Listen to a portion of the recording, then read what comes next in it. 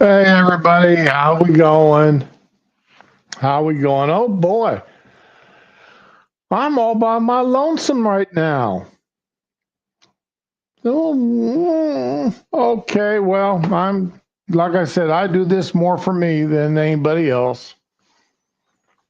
But anyway, uh, anybody listening to this later on, I hope y'all have had a good day so far.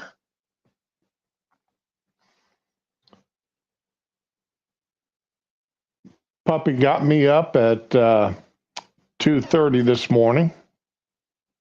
Actually, woke me up at 2. But 2:30, I finally decided to crawl out of bed. And that gave me a early start on the day. But we'll see how the night goes now, how long this day lasts. Dana, good morning. Good morning. How you Hello. doing? Good morning. I can't hear you if you're talking. I'm talking. Three, I don't two, know what's one. I happening. hear you What's just happening with this? fine. I don't know Well, what's that's weird. going on, but I hear you just fine. Please, thank you. What? Thank you. Okay. So this is all. Thank you, baby girl. Okay. I hear you now. Yay. Yeah, leader. Yeah, you can hear me now? I can hear you now. Good morning, sir. Good You got morning, hold on. ma'am. How you Huh? doing? Oh, I'm doing wonderful. How was your weekend? Well, my weekend was my weekend. It was full of excitement, I know it's not the anger, same without me. Uh-oh, anger. What happened? Who and pissed you off? anger, frustration. Do I have to shank somebody? Looks like. No, well, no, because it's kind of hard to shank a toilet. Oh, You got your fan making all kinds of racket, I sorry, think, baby. I'm up again. Hold on. Stand or still. you Okay. or you're up walking around, or somebody's rubbing against your Get mic. something going. There we go. Okay, No, I got nobody here to move against my mic. That's all me, baby. It's all okay, me. all Oh wow, righty. that's not good. Now, Friday afternoon, the wife tells me that her toilet's leaking. Oh It no. won't. That it's running. It's continuously running. So I go back in there and look at it. And it's like, okay, it looks like the floater valve is no longer working. Oh no. Yeah, we talked about that. So, so I run over to the store and I buy a new floater and I put it in and buy an upgraded version from the one that was in the toilet. Uh-oh. Put it in, and it's still leaking. It's still running. Oh. Not as bad as it was before, but it's still running. I get looking at it, and this didn't have the standard flapper valve assembly that most Oh no. toilets have. It's got Okay. this it's got this Mansfield contraption mess in it. I don't know what that is. Okay, so what happened? So I go to the store and I buy the new seal. Oh All no. right. Did you try to DIY? And the guy tells me, yeah, this new seal takes about it takes about 2 seconds to put in, no problem. Alright. Well, maybe 2 seconds for him. It took me over an hour to get this damn thing in because I'm trying to do it one handed because the toilet's put in such a position you can't get both hands down, and it's a small upper tank, so you really can't get both hands down in there. I get it put in there, and the damn thing is still it's not running as bad, but it's still running. Oh no. So go back to the store again. Now my legs are absolutely killing me by now, and I'm taking extra pain pills. And so the wife gets home, and I tell her, I said, "Dear, you've got to take me to Home Depot. I've got to buy some more stuff for your toilet." She goes, "Well, we'll just go on Saturday." Oh, okay. She goes, you look beat. You look stoned. It's like, well, I have taken a couple extra pain pills and a shot of Jameson's to help them activate a little bit quicker. No. So Saturday morning comes, we get up bright and early, shower, shave, everything, go get, and she also wants to do a Sam's run. Oh no. So it's like, so we go to Home Depot, and I'm sitting there, all right, do I buy just what I think I need to fix this thing? Do I buy a whole new contraption? Or do I buy a whole new contraption of what I'm used to using? You know, the standard old-fashioned flapper valve. Right. Well, stupid me, I just go ahead and buy the same thing that's already in the toilet. Oh The no. Mansfield style instead of the old-fashioned flapper valve. I get home and start putting it back together again. Still leaking, so now I'm at the point. Got drain the back of the toilet, take off the tank, and replace the whole mess. Now this is where I'm wishing I bought the flapper valve. You know, if I've got to replace everything, I should have went ahead and bought the flapper valve system, knowing that I got to replace it all. So is it And fixed? so, long story, yes, finally, Saturday afternoon, about 5 o'clock, get the stupid thing fixed. Hey, Neil, afternoon, Fury. And it was and it's like, okay, it's in there, it's done. And the one thing I didn't like about this new system put in is it's a water saver. So it puts in about 2 inches less water into the fill tank than the old one did. Yeah. So I told the wife, I said, well, dear, you know what that means? She goes, what? I says, learn to flush twice. Yeah. Learn to flush twice. So, but then we get to Sam's. And this week's Sam's was an expensive run. Normally, a Sam's run is about $200. But we started buying the stuff we need for Thanksgiving. And that was an extra $150. Oh wow. And we still haven't even bought the turkey, the cranberries, because I make my own cranberry sauce. Of course you do. It's easy. I did not realize how easy it was until a few years ago when I saw a YouTube video. And it was like, if that's all there is to it, I'm going to start making my own. And it is truly so much better than that canned crap. You'll never go back to the canned jelly. Oh. You know, the canned cranberries. Yeah. If you once you've made your own cranberry sauce, you'll never go back to that other stuff again. Ooh, what was wrong with your car, Neil? That's a bummer. Cars are never cheap. Oh.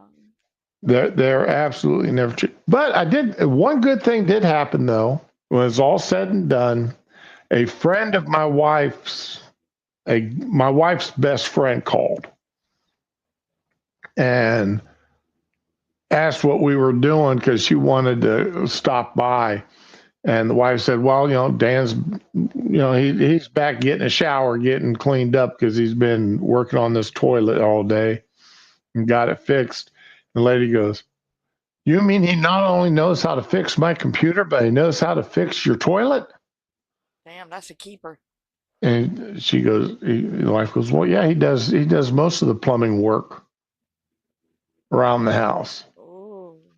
And she goes, well, I didn't know that. How do you not know? Just damn. Well, it's like when I it's like my son, when I bought the new refrigerator.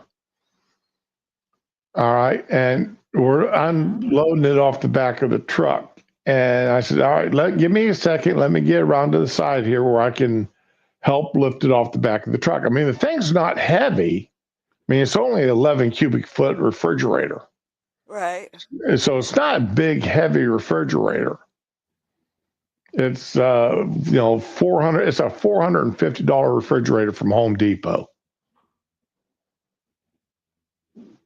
O2 sensors. You put them in yourselves? Okay, that's not bad. He, oh no, Dad, I got this. He pulls it out and drops it. Oh, Dad, I didn't realize it was that slick. I'm sitting there, I'm standing there, and the wife is looking at me, and she's looking at my son, and we get the refrigerator put back where I want it, get it tested, have to bang the crap out of it a few minutes to straighten some stuff out to where it would set up level. And after he leaves, the wife goes, you held your temper exceptionally well. Oh my God.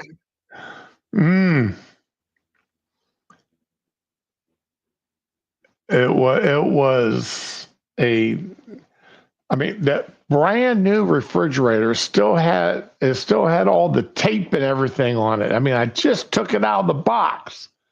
And he drops it and dents up the bottom corner of it like you wouldn't believe. I had to get a piece of 2x4 and a 5-pound hand sludge to straighten out the bottom corner to where it would set level. Fortunately, he didn't damage any of the refrigeration lines. So... yeah, I had to replace O2 sensors on my truck when I first bought it. I had to replace all 3 of them. So, yeah, I know that feeling there, Neil. But anyway, are you ready for a real shocker here, Ramen? What? Fairly breaking news. It's been in the past hour or so. I doubt I'm going to be shocked, but tell me anyway. Oh, you're going to be shocked. Oh my God. Friday, we were given the opportunity to do just that. Joe and I went to Mar-a-Lago to meet personally with President-elect Trump. It was the first. MSNBC. Morning Joe Scarborough, Mitzi the bitch. I mean, Mitzi went to Mar-a-Lago and had a one-on-two meeting with Trump for the first time in 7 years. How badly did he destroy them? That it doesn't say. Oh, I guess they didn't post it. Okay, it must not have gone too well for them. It doesn't say. Jesus. Let's get to the points. But, MSNBC, I mean, think of it. For 7 or 8, for 7, at least 7 years, they have done nothing but bash Trump Yeah, everybody. That's all anybody's done. Opportunity to do just that. Oh, no. Joe and I went to Mar-a-Lago to meet personally Exactly. with No, President-elect that was my Trump. question. It was the first time we have seen him in 7 years. Now, we talked about a lot of issues, including abortion, mass deportation, threats of political retribution against political opponents, and media outlets. We talked about that a good bit. And it's going to come as no surprise to anybody who watches this show, has watched it over the past year or over the past decade, that we didn't see eye to eye on a lot of issues, and we told him so. What we did agree on was to restart communications. My father often spoke with world Bullshit. leaders with whom he and the United States profoundly disagreed. That's a task shared by reporters and commentators alike. We had not God, I hate these people. spoken to President Trump since March of 2020, other than a personal That's your call choice.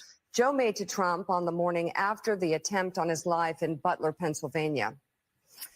In this meeting, President Trump was cheerful. He was upbeat. He seemed interested. Just say it was an assassination attempt. Jesus, that's what it was. Yep. These people who absolutely hate Trump actually went there. Oh, That was just announced this morning. So that's why I moved it to the top of the line.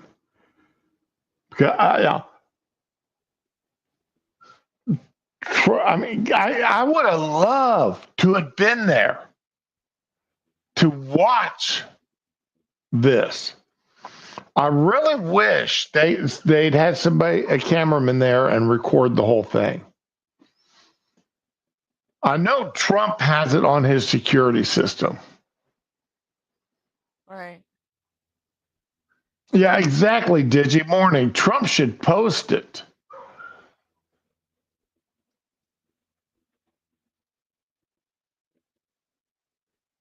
Oh, that's right. MSNBC is up for sale, isn't it? There's rumors MSNBC, because they're losing money hand over fist now, that MSNBC may be up for sale. Wouldn't that be funny if Elon did buy it? Oh man, fury for Elon to own MSNBC and Twitter. That would be beautiful. that would be absolutely gorgeous. That I wonder what the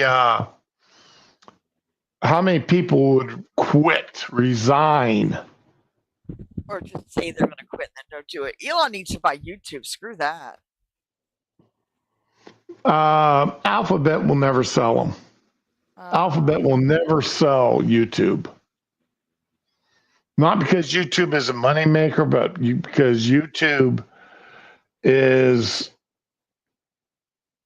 it's YouTube. I mean, when you talk streaming, everybody thinks YouTube. They don't think Rumble. They don't think. Well, Gab is out. They don't think Butterfly. They don't think any of the other, Twitch. When you talk about streaming, YouTube is the first thing that comes to mind. Even though it is not a moneymaker, it's a loss leader for Alphabet.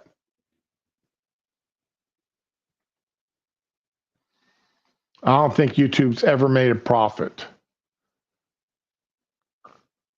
Let's see here, and just to ask, has YouTube ever made a profit? Well, right there.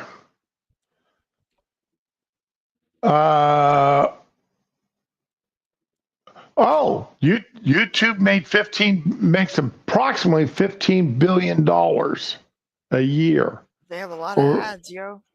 Over the last 3 years, it's made more than $34 billion, all It through used to be ads.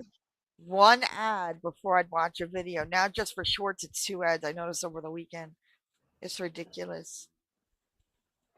I'm thinking, oh, the ad's over, and nope, there's another one right behind it. So, well, Rumble is worse. I Really? think. Well, okay. I watch Monkey on YouTube, Mm-hmm. but I also watch him on Rumble. I have Rumble playing also, and Rumble will interrupt his live stream YouTube for does that too. ads at least 3 or 4 times. Yep.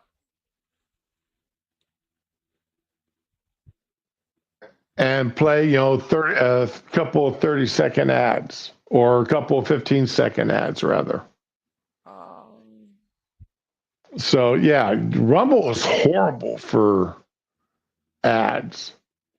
There's been times where I've started both of them at the same time, and I'll play them both at 1.5 speed. And the YouTube one will finish 10 minutes, 15 minutes earlier or quicker than the Rumble one will. So, I've always got to go back for the Rumble.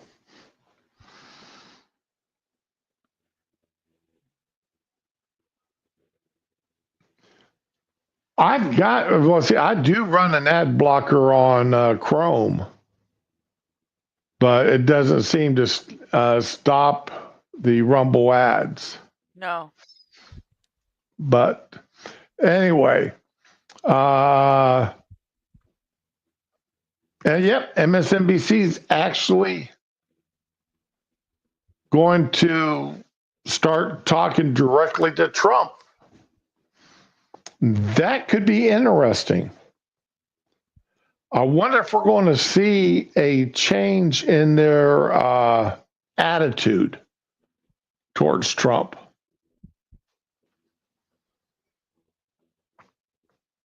So,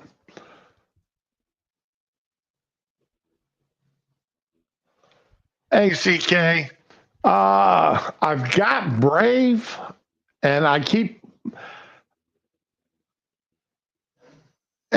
just never set it up to use it. I know they're coming out with one called Pi, and it's supposed to block everything or you get paid to watch it, but they need to move faster with that one. What, Pi's another yeah, it's a new ad blocker. It's an ad blocker program. Okay. I thought maybe he's talking about a like Chrome or IE or something like that. So, CK, I'm sorry to hear you've been sick. I hope you're feeling better. Oh. All right, now we know that Kamala ended up $18 million in debt. She raised $1 billion, but spent $1.018 billion.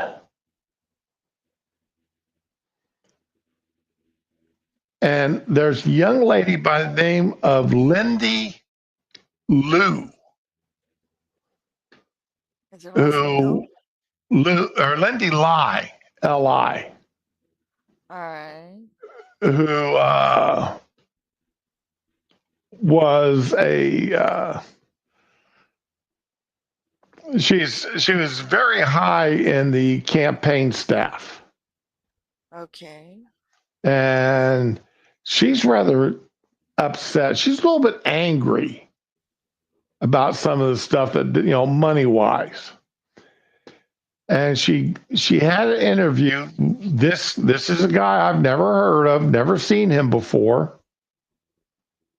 News Nation. I've never watched News Nation, as except a few things like this on occasion. But we're going to play her interview. Oh no. What is going on in leadership in the DNC right now? Is it in turmoil? Are people leaving? It's What's- absolutely in turmoil. People are stepping down. Yeah, and there are going to be elections. What about the current hierarchy leadership at DNC? I mean, almost everyone's going to be gone. They're just going to be gone. Gone. The entire leadership of the DNC, according to Lindy Lai here, are quitting. Are going to be resigning. She was on the Democrat Finance Committee. Yeah, they're going to be gone, to be clear. I thought it was just obvious that it was. A disaster. Yeah, I just thought it was obvious. I didn't realize that it would be a shock to everyone. I thought everyone knew. What went wrong here? I don't even know where to start. There's so many things. I just know. This wasn't a loss. This was a shellacking. This is not some like blip. This is an avalanche. And if we Can you imagine somebody on the, that a member of the DNC here is saying, we didn't lose. We got our asses handed to us. We got shellacked. That's, Right. she's not making up any excuses. She's not, blaming anybody. She's just saying this was the shellacking. Now, I've heard other people theorize that they knew from the beginning that the Democrats weren't going to win, that they knew, be it Biden or Kamala, that this was a lost election this year. There's just there's no way we can win. Biden, we propped Biden up way past the number of time we should have. One guy even said that they should have 25th him after 26 months in the in term. A lot of people are But- saying that. But they were afraid to because of Kamala. They didn't want to actually give Kamala the presidency because they felt They shouldn't have given her the nomination. because they felt that she wouldn't have been any good. And then as far as the nomination,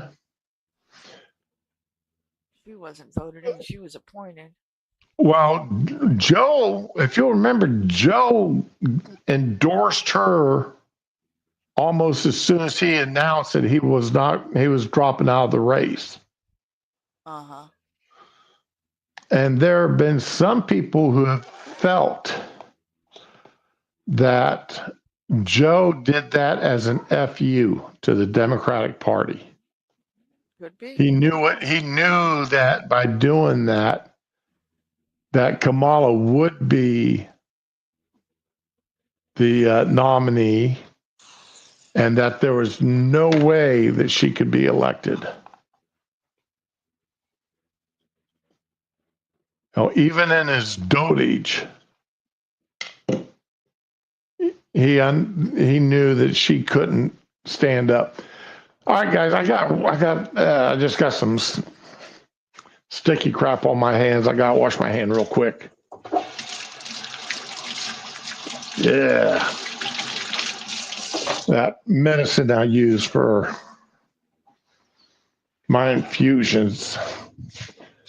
Neil, it's been a crazy weekend with the pollen, man. Me and my kids have been sneezing like crazy. I'm right there with you, man. Are you guys all doped up on Benadryl? I just took it a little while ago. It's not good. So let's listen to some more of this interview now. We don't wake up and be like, this is not because we weren't left enough. If we don't correctly diagnose the problem, we're never going to change. We're going to keep losing. And some people. It's not that we weren't left enough. You are too far left. You lost people because you were too far left. The policies, what Kamala was standing for. People are just saying, oh, America's misogynistic and sexist. Obviously there's some of that, but we can't just blame the entire country and label them as, racist. That's not going to get us anywhere. But the way that the Who's thinking campaign about was racism? Well, because they were pushing the idea that Kamala was black. All right, so a black woman, that's a double minority that they were pushing. They weren't advancing the Southeastern Asian part of her, the Indian part of her. They're just pushing this idea that she was a black woman.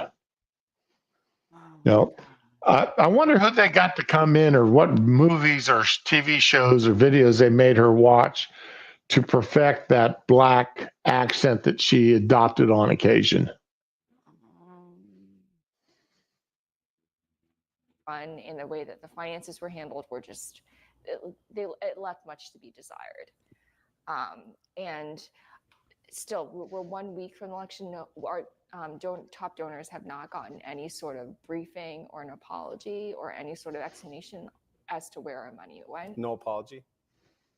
I mean, no one has gotten anything. We haven't gotten any sort of follow-up other than her concession speech. Have you heard of issues, vendors being paid, not paid, anything like that? Yeah, I've gotten calls from former staffers who have not gotten paid, and they asked me for help, including people here in Pennsylvania. And this is for work done in August. I'm not sure what happened. Yeah, no, but so we're $20 million in debt. Someone has to pay that off. They have not paid vendors or staffers. Paid employees. They gave. I think the Department of Labor is someone you should be calling, not friggin' morning show hosts. They gave millions of dollars to Megan Thee Stallion, Eminem, Beyonce, Oprah. Remember, Oprah said that she didn't get $1 million. She didn't get paid for showing up for her little interview with Kamala. No, she didn't get the money directly. Harpo Productions got the money. Got him Right. two $500,000 checks. So when they asked Oprah, didn't you get paid? And she legitimately can say no, because she personally was not paid. Her company was paid. Right. Talk about hiding behind. I mean, to me, that's lying while telling the truth. Mm-hmm. And also, Somebody got paid. Oh, yes. Fund.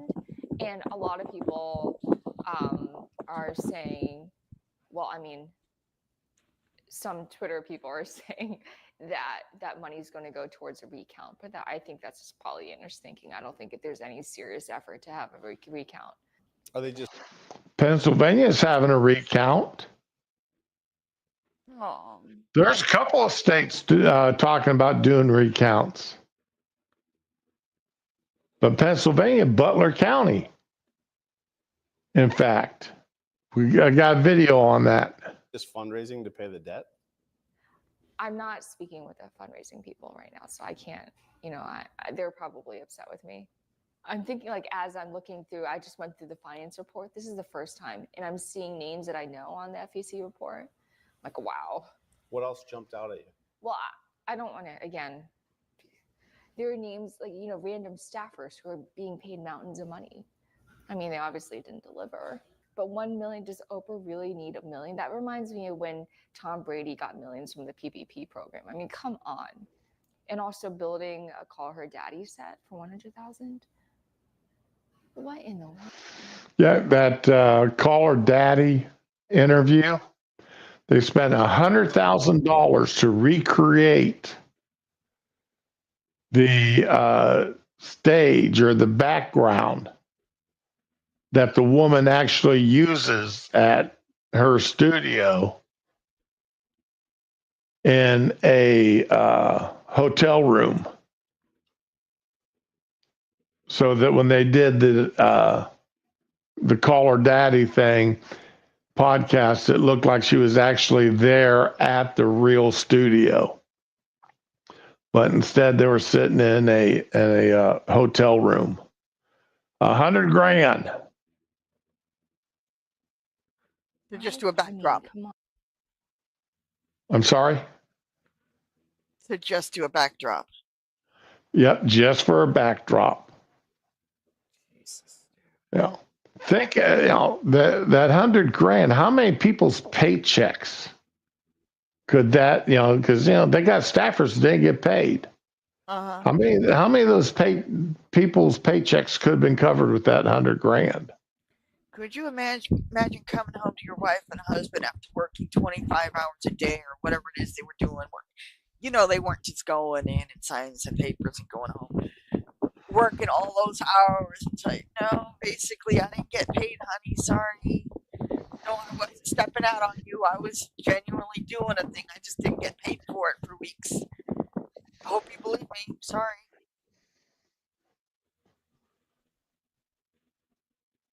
Wow, I was really stunned to hear that. What would you like to say most? I did what I thought was right. I'm telling the truth. And if we don't confront the truth, how do we better serve the American people and better serve our country? America's better served if we have two strong parties, contending with the issues in a respectful manner. I'm not the victim here, so I'm not going to, posture myself as such. I just really hope we learn the right lessons, because I fear that we're learning the wrong ones. America is not.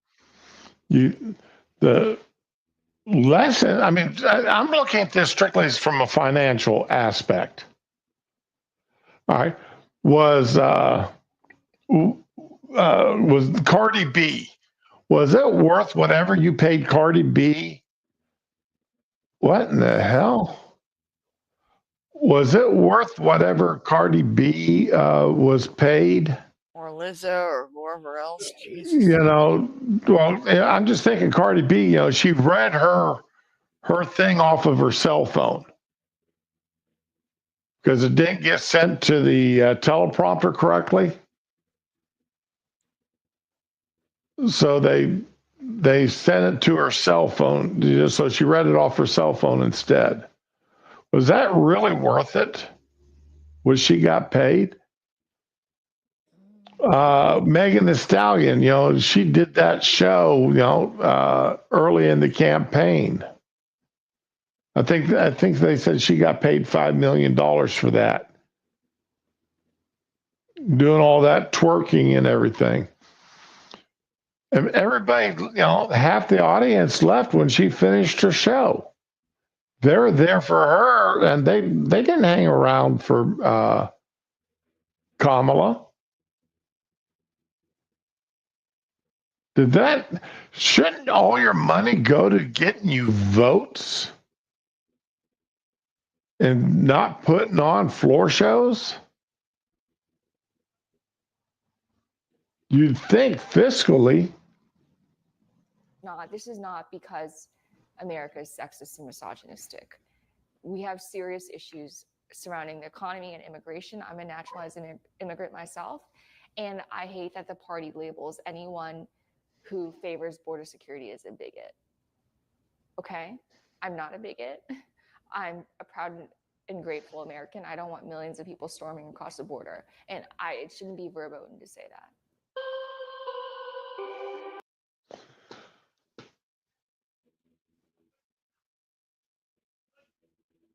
So there's that, I wanted to show that, that's, because how often do you have somebody from the actual campaign staff? This woman's from the DNC campaign fundraising staff. All right. How often do you get one of them to come out and give such an honest interview? I mean, she didn't throw anybody under the bus by name. She didn't throw people under the bus. She didn't rat anybody out. But she gave an honest, well-informed review of what had happened during her campaign, during Kamala's campaign, and mistakes that she felt they made, at least when it came to their money. But she did it without throwing anybody under the bus. And I gotta respect that. And then that little bit there at the end, she said, I'm a naturalized citizen and I don't want to see illegals coming across the border. That's how most feel. So that's why I wanted to play that whole 3-minute interview that she gave there. Because personally, I thought it was a really good interview. Yeah. So, let's see here. Put the color purple on replay. Yeah. Pennsylvania's recounted and made a statement openly. Yeah, I've got that on video there, Fury. I don't know where that Call Her Daddy actually is from. Where the hell that came? I know, right? But when I saw that they had spent $100,000 to imitate her set in a hotel room, and they had to get permission from the hotel to do that. Plus, then they couldn't just leave that up there. They had to take it down and return the room back to its original condition.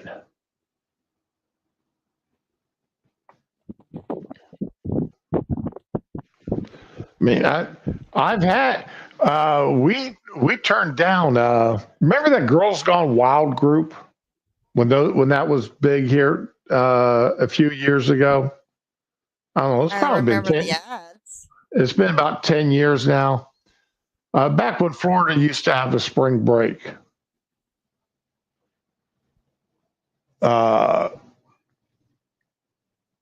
And the hotel I work at, Girls Gone Wild wanted to rent. They wanted to rent the entire second floor of the hotel.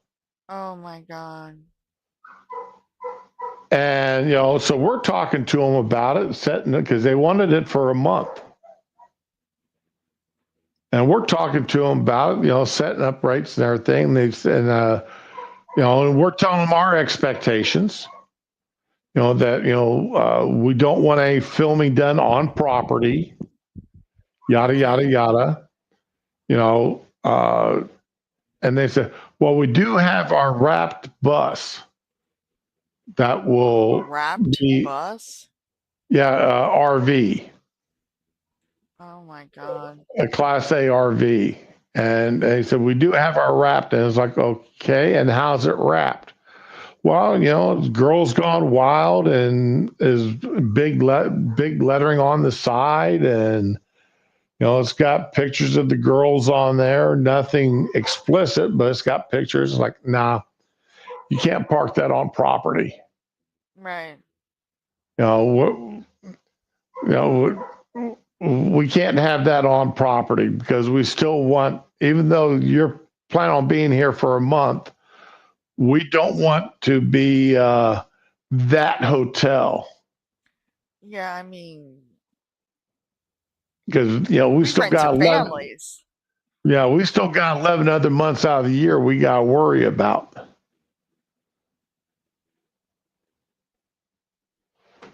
And if I remember right, they offered us for the month. I think they offered us a little over $500,000 for the entire second floor of the hotel for that month. And that would have been about what we would have earned that month under normal circumstances. And we ended up turning it down because it's like, nah, we don't want your bus there in front of us. Hmm. But anyway, yeah, you're right, Neil. I'd never heard that caller daddy either before that interview. All right, but now let's get to the lead story here that's on my thumbnail. And this is scary for me.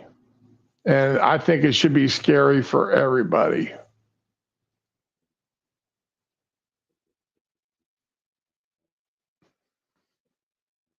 More fires overnight, counting 11 dead, including 2 children, in just one Ukrainian city, Sumy, after a weekend that saw the largest Russian airstrike in almost 3 months, cutting off power and water to families and homes.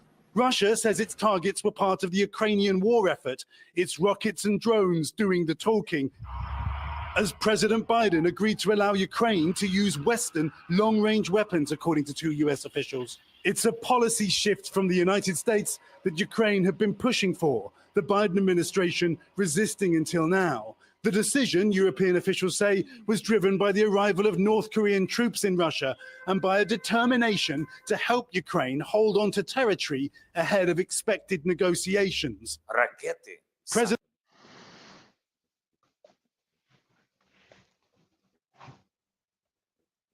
I honestly do not believe Biden would have allowed that if Kamala had won the presidency. I do not believe for 1 second What?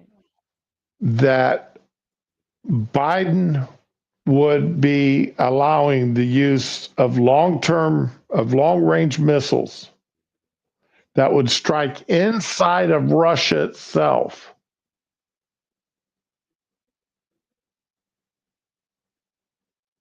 If Kamala had won.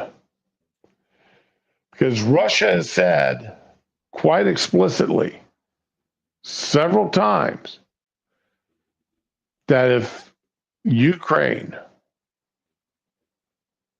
uses long-range missiles and uses United States supplied long-range missiles and striking inside Russia, they would consider that as being attacked by NATO.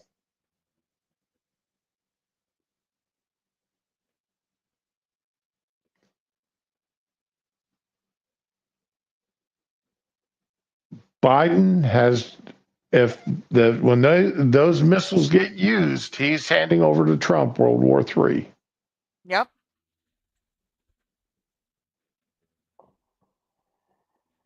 He is doing what he can to screw over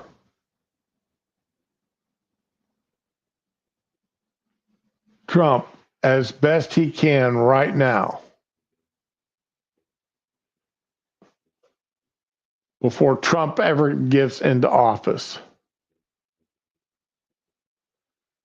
And this is scary as hell.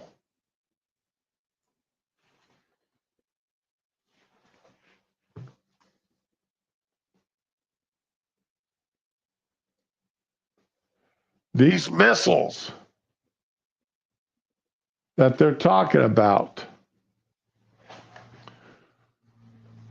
I unshared. Okay. That's why I didn't get what I thought I was going to show. Okay. These missiles, here's Ukraine, here's Kiev. The what's in blue are what can be attacked by the ATACMS ballistic range, 190 miles.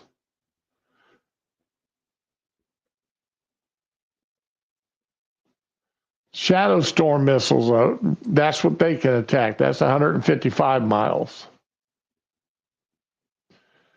Then the HIMARS, which only have a range of 55.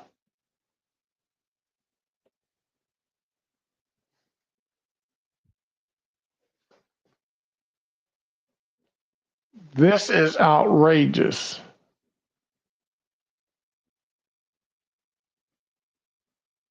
That Biden is authorizing 190 miles worth of missiles, knowing that Putin has said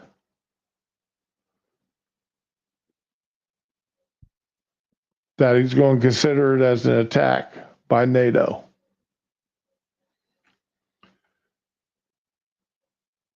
As of October, the U.S. has provided the Ukraine with over $64 billion in aid. Damn. I thought it was more than that too. Well,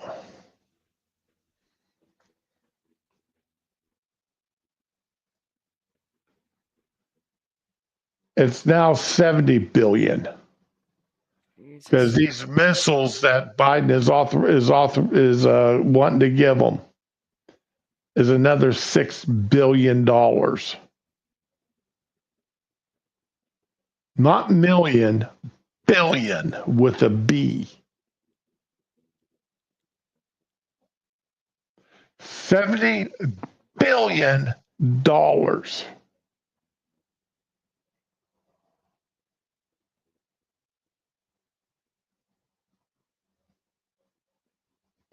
Meanwhile, Ukrainians, particularly the women,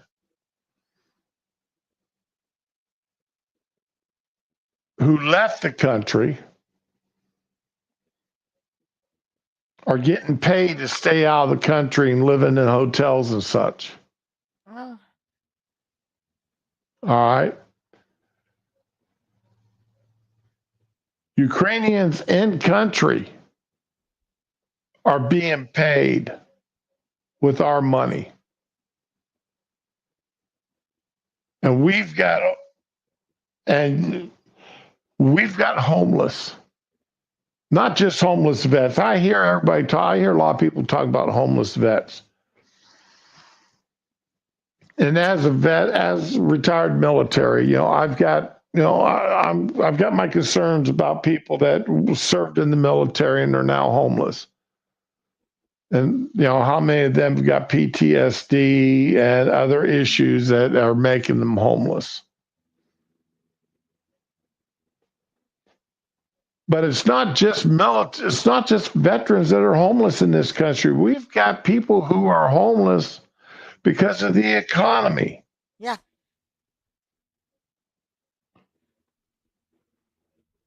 We've got people that are homeless because they're, stored. I mean, if California, Washington State, and Oregon State are having stores closed down and literally go out, the corporations that own them, Target, CVS, Walgreens, whatever, Apple, closing their stores because those states, those cities do not do anything in crime prevention. So they're being robbed on the daily to the point that it makes no sense to even have the business there. Well, what happens to the people that was their paycheck?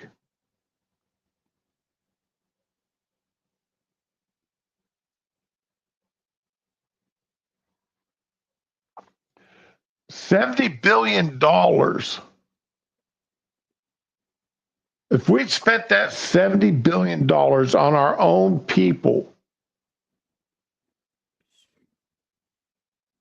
that gone, again, I don't live in a fantasy land. I'm not going to say that would have solved the homeless problem.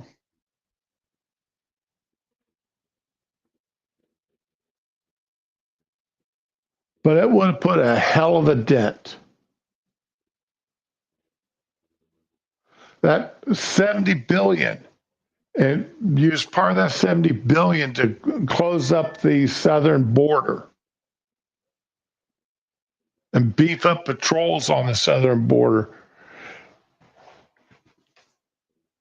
We could go a long way to helping to solve the homeless problem by simply deporting illegals who are taking up apartments and Yeah. homes.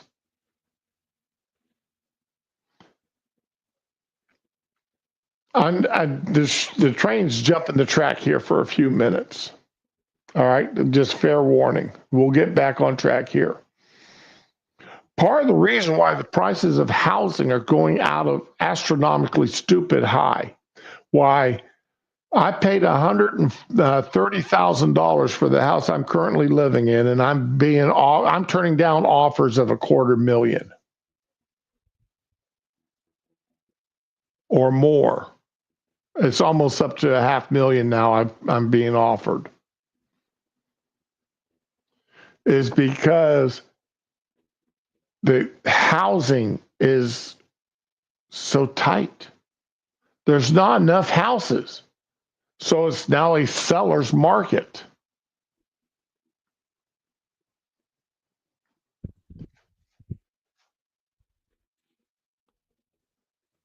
How many of these houses, how many of these homes would become vacant if illegals weren't living in them? Yeah, granted, as soon as that happens, if it ever does, I will stop getting these offers over $250,000 for this house. And it'll drop back down to almost nearly what I paid for it.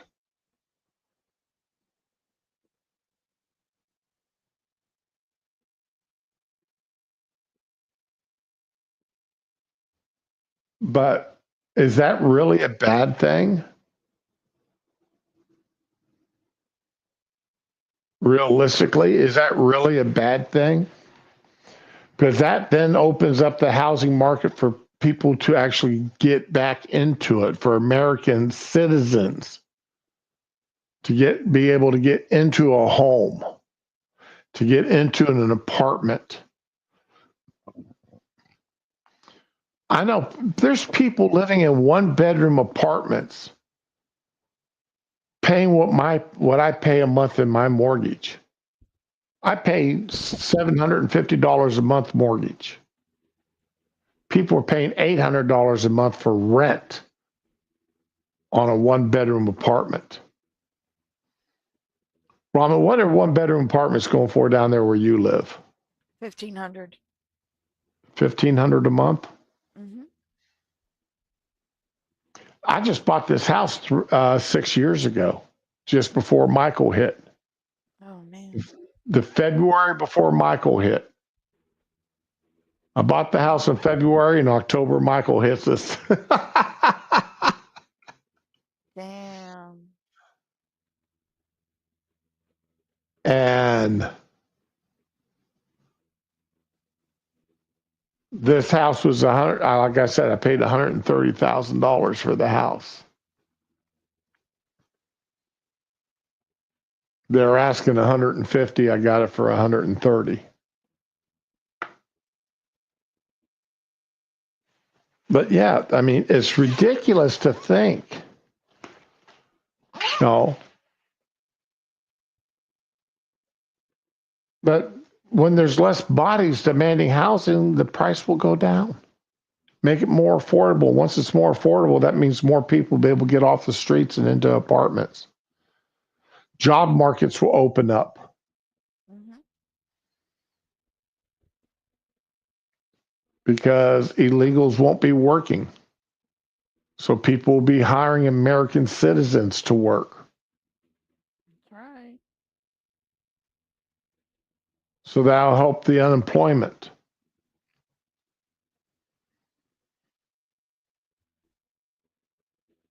Which in turn, when people are earning money, they get off the streets, they get into apartments. Apartments are more reasonably priced. The American dream is once more in play. But back to this get the train back on the track.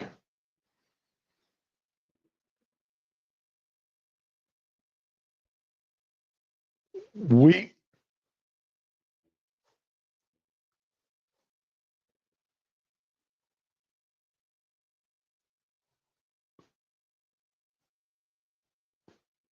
an article here from CNN an hour and 22 minutes ago. Incoming Trump administration may complicate Russia's response to Biden's green light. Dude, what a shame. The incoming administration and President-elect Donald Trump may complicate the Kremlin's reaction to Biden's decision to allow Ukraine to strike targets deep inside Russia with U.S.-made weapons. Alexei Naumov, a Russian political analyst, told CNN. Although Russian officials have stressed that such a decision would mark a major escalation that would be met with severe responses, Naumov said that there would definitely be a reaction from the Kremlin, but I don't expect it to be a full-scale escalation. The Kremlin would give Donald Trump some time to maybe reevaluate this policy and readjust it.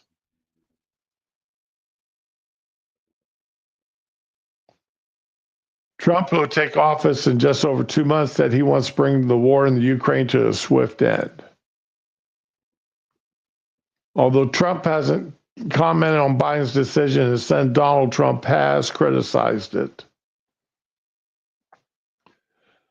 The military-industrial complex seems to want to make certain they get World War III going before my father has a chance to create peace and save lives.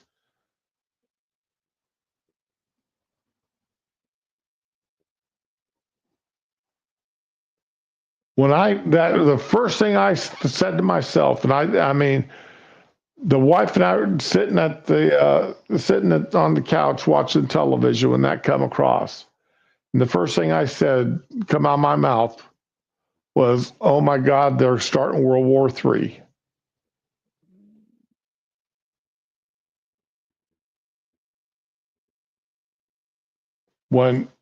Because when Moscow says that they're going to make it as and take it as an attack by NATO, that means Germany, be on the lookout. UK, be on the lookout. France, Spain, Italy. All of Europe needs to be on the lookout. United States, if you don't think that there aren't Russian subs with ICBMs, the ocean makes a wonderful launching platform. Let's see what these updates are.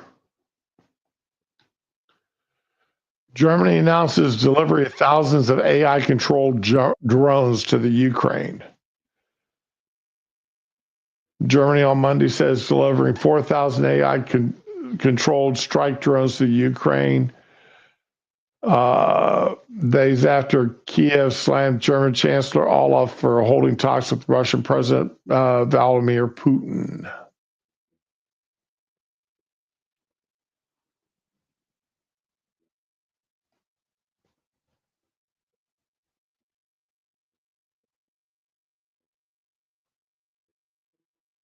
Zelensky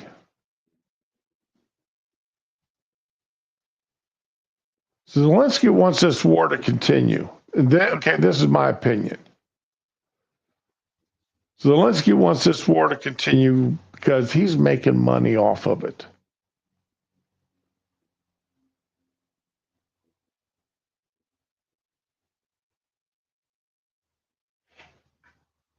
I would not doubt if he doesn't have close to $1 billion sitting stashed away in banks somewhere.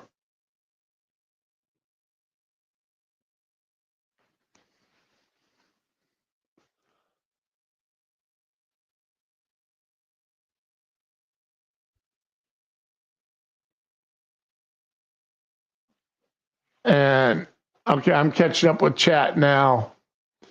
A literal tiny houses are a wonderful thing. Tiny houses are wonderful things. I've often said that if for some reason, I was suddenly single,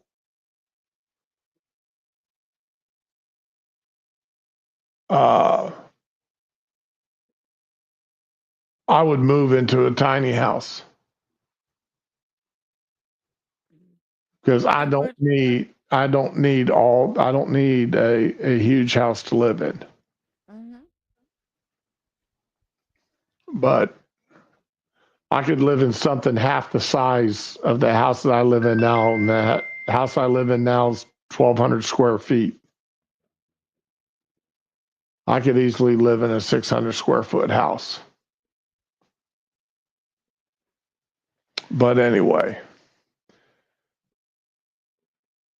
a lot of cities have problems with tiny houses being used for trying to get the homeless off the streets.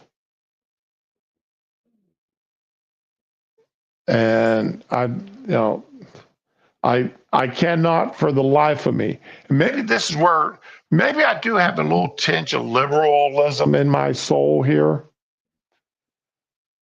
But I honestly believe that if you were to put up a tiny home community with very strict rules, no drugs, no excessive use of alcohol,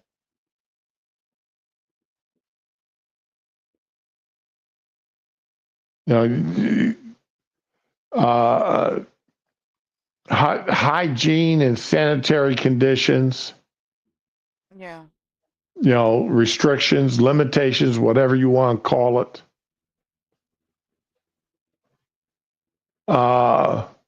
You could go a long way to not only reducing homelessness, but giving people the help they need to get back into society.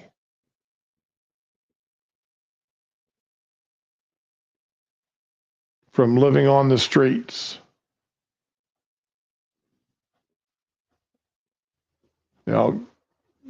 But that's just me. That's just me. It's like I said, shopping malls are a thing of the past. Yeah. Everything's online now. Okay, shopping mall or they're like giant outdoor plazas. Flea market, yo. But malls, a lot of malls are a thing of the past. And they're sitting there empty or nearly empty. Why not take that mall and convert it into a one-stop training center, job market type thing? I mean, it's got food courts.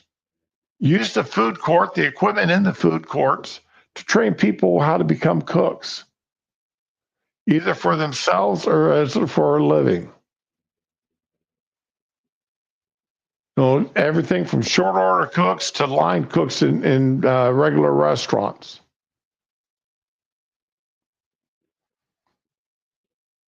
And you've got room for teaching people how to do all, training centers.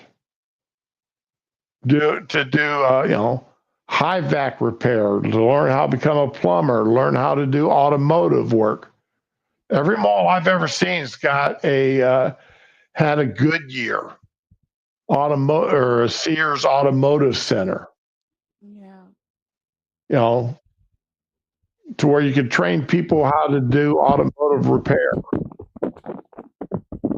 motorcycle repair, boat repair, small engine repair.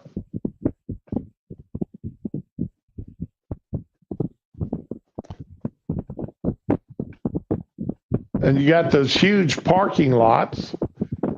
All right, put the tiny homes in those parking lots to where the people have a place to live separate from the mall, to where they can go and have their own spot. Rom, you got something rubbing against your mic. Oh no. There you go. It's whatever it was that stopped. So maybe I've got a little touch of liberalism in me somewhere. But I honestly believe that you could take, if you took the time, money, and effort,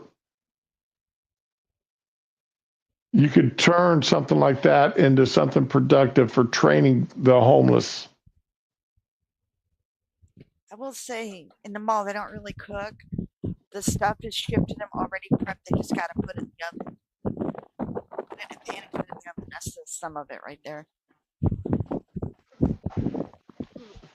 But I mean, they've got stoves, they've got ovens, they've got Yeah. griddles. So I mean, they could take that and teach people how to cook. But I remember I was horrified. I was waiting in line in Publix for my chicken, and this woman pulled out a big bag of pre-mixed macaroni and cheese and poured it into a pan and put it in the oven.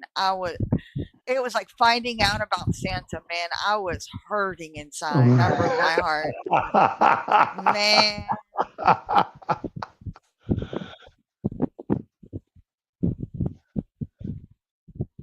You don't know.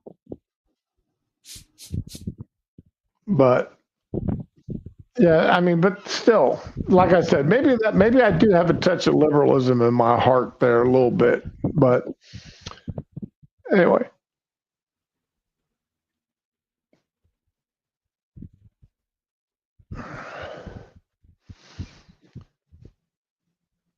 But guys, I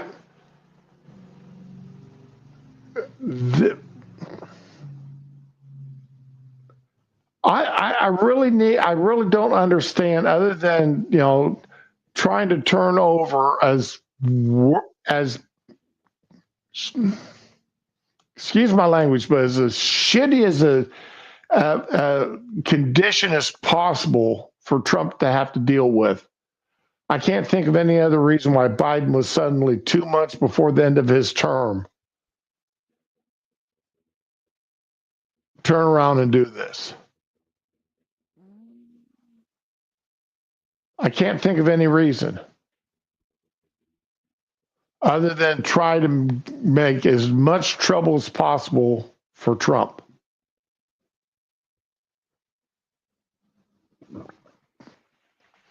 No, this isn't stealing all the W's off the typewriter keyboards as they did in the White House when GW was elected. Remember that, Raman? I don't remember that, but yeah, that's petty Yeah. as hell. I mean, yeah, all the office staff, when they went in, all the computers and such, the W keys were missing Oh my god, that is petty as hell. on all the computers, laptops, and typewriters. Oh. So, like you said, that's petty as hell, but that's what they did. Okay. But to turn around, though, and basically put the United States in the position of having World War III.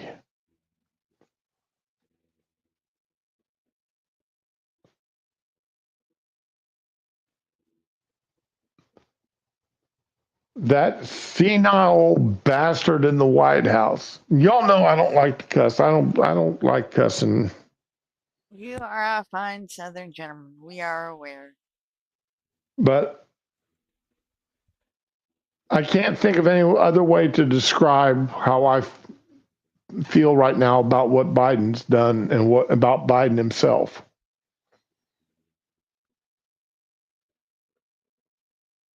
He's just he screwed over the Democratic Party Mm-hmm. when he threw his backing behind Kamala.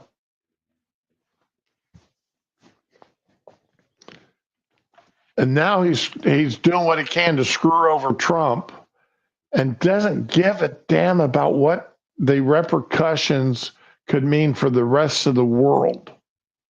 Right?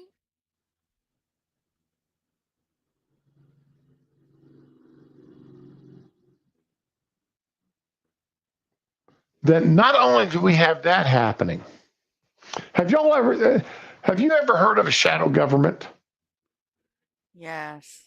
Okay, the UK's got a shadow government. Oh. All Wow. right. Okay.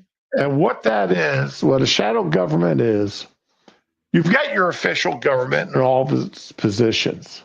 Right. The opposing party has their own person that's been appointed to those positions. They don't have any real power, but they're there. Their sole purpose in life is to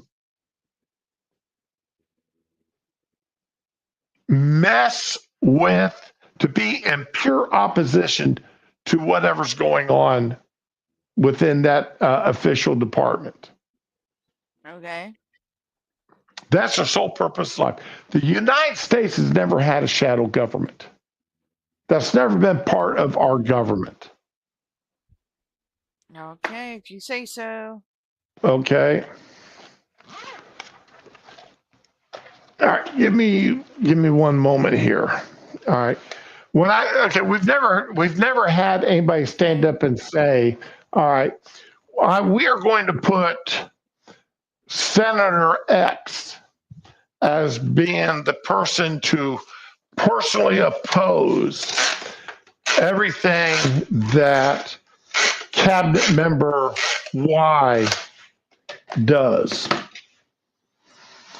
We're not going to have, this person, their purpose in life is to be in opposition to the Secretary of Defense. That's their purpose in No, life. I'm sure it's fine. Okay, that's never been an official thing within the United States government. Okay. All right. All right. However, this is how dickish Democrats are getting.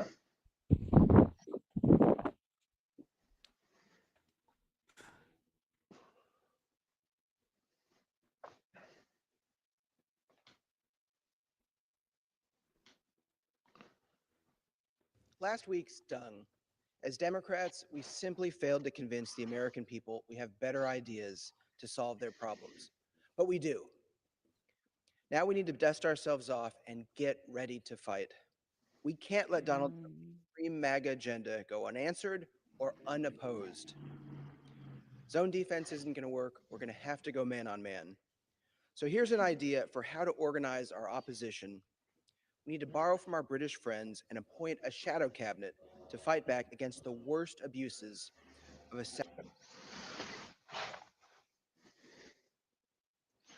It's right there on the placard that he put up. They are, and like he just said, they're borrowing from the British parliamentarian system. And this Representative Wiley Nickel, Democrat from North Carolina, wants to set up a shadow government. Second Trump administration. The special relationship between the United States and Britain extends not just to our strength on the global stage, but also to our shared commitment to democracy.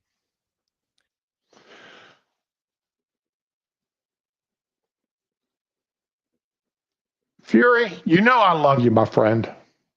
Uh-oh. But You're a good person. And I hear the but. I've met several other Brits over the years, especially when I was stationed in Germany, from RAF Gütersloh and Baden-Baden. Oh no. A lot of Brits, Air Force, that really good people. Got along great with them, especially when I broke out. When I smoked back then, I always took an extra carton of Marlboro Reds with me and an extra bottle of Jack Daniels.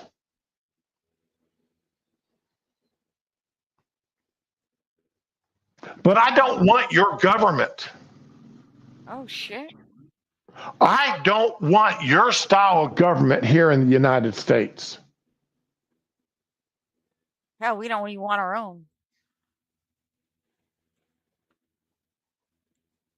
You're good people. There's a lot of good people living in the UK.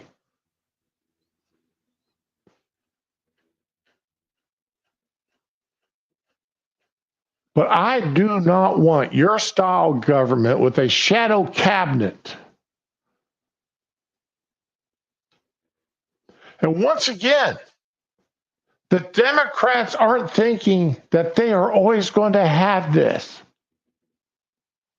The Democrats aren't thinking that they're all going to be the only ones ever to use this if they start it.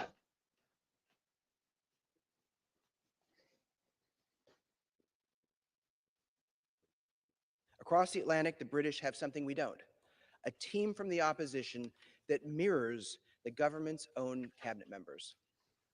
They watch the cabinet closely, publicly challenging, scrutinizing, and offering new ideas. It's another form of checks and balances, a quiet guardrail that holds those in power Hell, accountable. sorry. Baloney. Wiley, you're lying to the people. You are absolutely lying. With a shadow cabinet, there's no hiding. Each decision by the government faces a ready counterpoint, not just from the media and voters, but also from political leaders poised to step in. Shadow cabinet members can also become the clear point people for advocacy and grassroots organizers, making it easier to unify and amplify the solutions that those in power are ignoring. It's democracy's insurance policy, and it strengthens the government too. There's no room for lazy ideas when rivals stand ready to step in.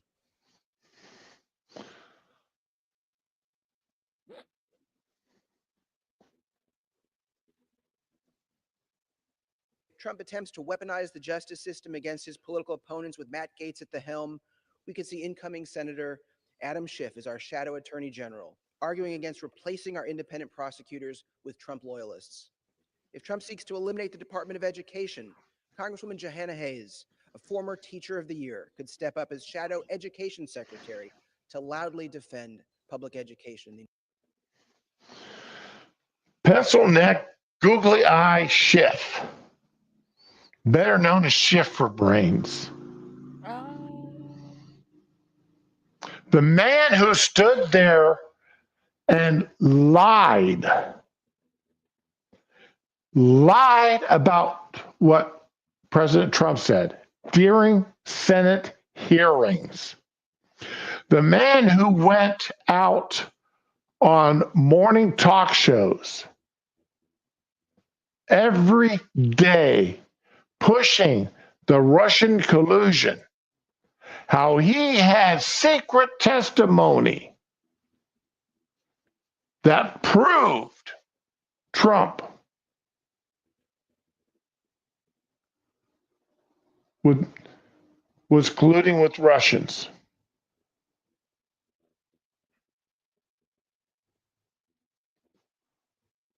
The man who lied to the American people for years about Trump and Republicans.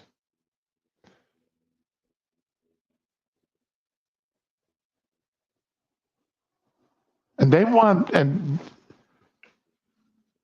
if the man told me it was sunny out, I'd go out and look first before I believed him. If he told me it was raining, I would leave my umbrella in the house because I wouldn't believe him. Mhm.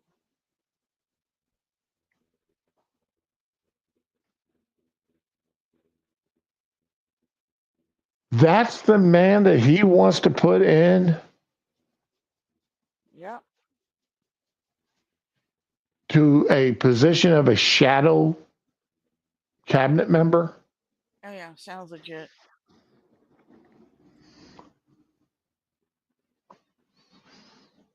Sounds totally trustworthy to me.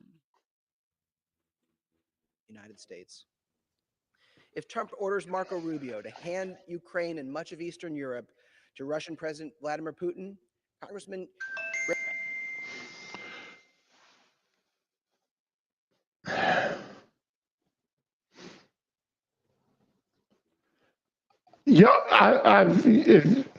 You've heard me say this week, I'm not a huge fan of Marco Rubio. Yep. Ramen, you're the same way, huh? You're not a huge fan of his either, don't huh? like any. I can't think of a single politician I actually like. So Okay. I'm not a huge fan of Rubio.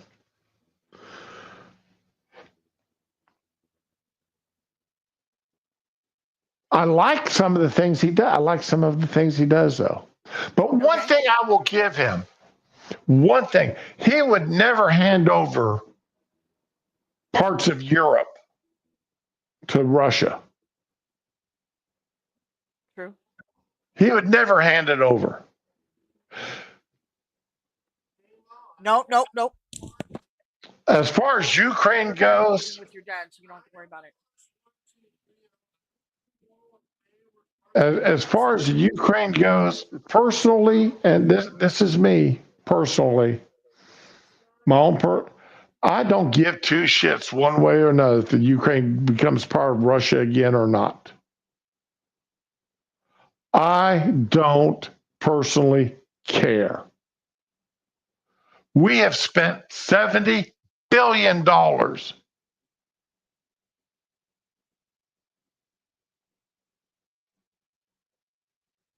on that country. It's not a part of NATO. The money's not being used specifically to defend the country.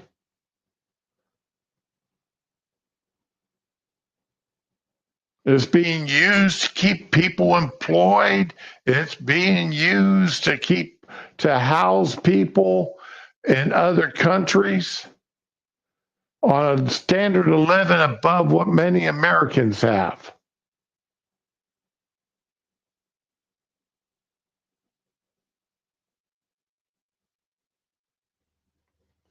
And I'm sure old Zelensky, like I said, has probably got close to $1 billion stashed away in some bank in Switzerland or the Cayman Islands or somewhere.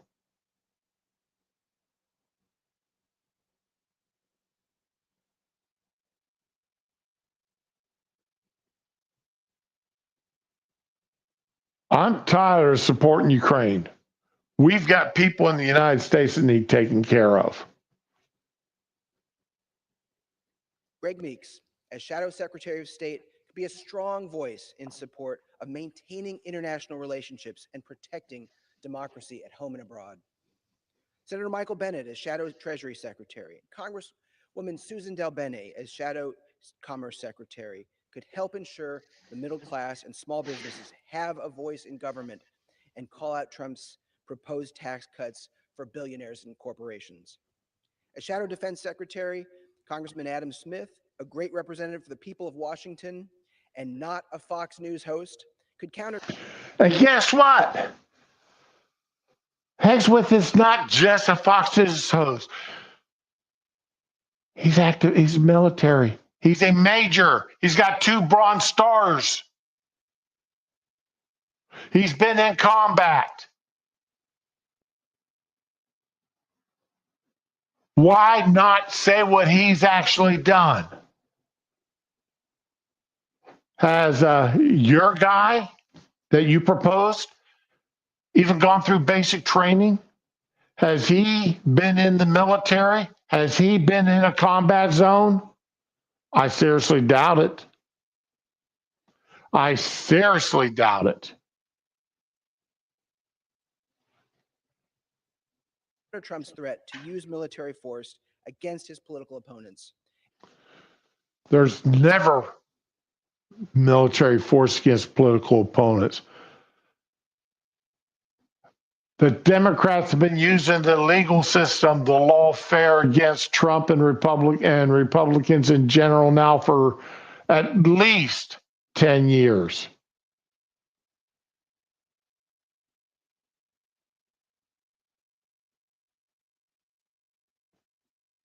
So don't. The Republican Party are not the Democrats. Everything this man's talking about,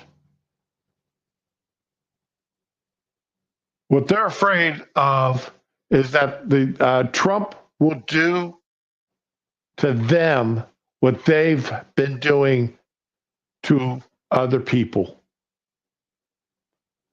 They're trying to protect themselves from somebody using their own tactics against them is what they're doing here. And work to ensure that the Department of Defense stays loyal to the Constitution and not some wannabe dictator.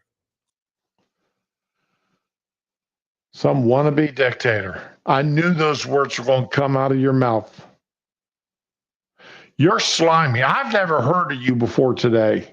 Before I saw this, well, not before the other day when you actually did this. And you're a piece of slime. You really and truly are. You're scum. And Senator Tammy Duckworth could argue against cuts to the Department of Veterans Affairs that would delay the benefits and care our service members have so. Trump improved the VA. The VA is still not great, but it's a hell of a lot better after what Trump's first 4 years than it was before his 4 years.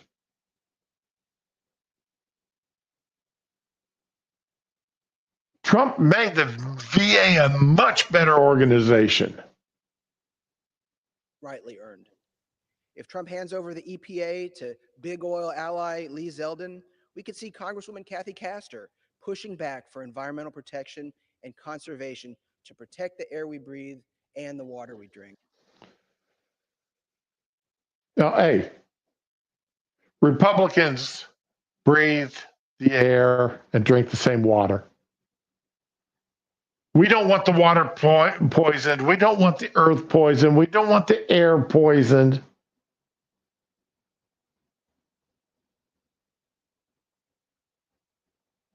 We just think you guys have gone overboard on the regulations. There's better ways of doing it and still allow businesses to operate.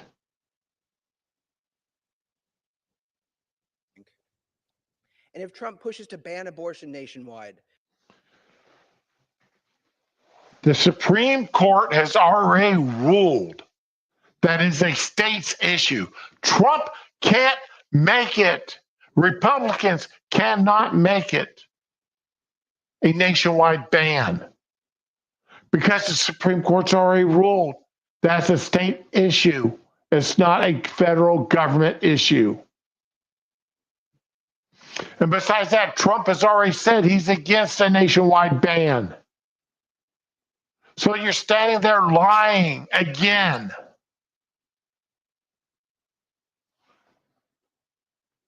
Congresswoman Rosa DeLauro could step in as Shadow Secretary of Health and Human Services to defend women's right to choose and argue against the gutting of Medicare by Trump and his cronies. Mr. Speaker, new times require new solutions. The shadow cabinet isn't just about opposing extreme MAGA attacks on our government. It's also about making clear what we stand for, not just what we're against.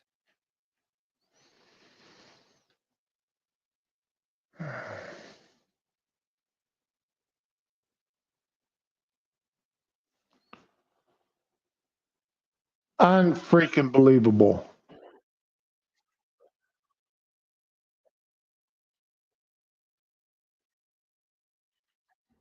Unfreaking believable.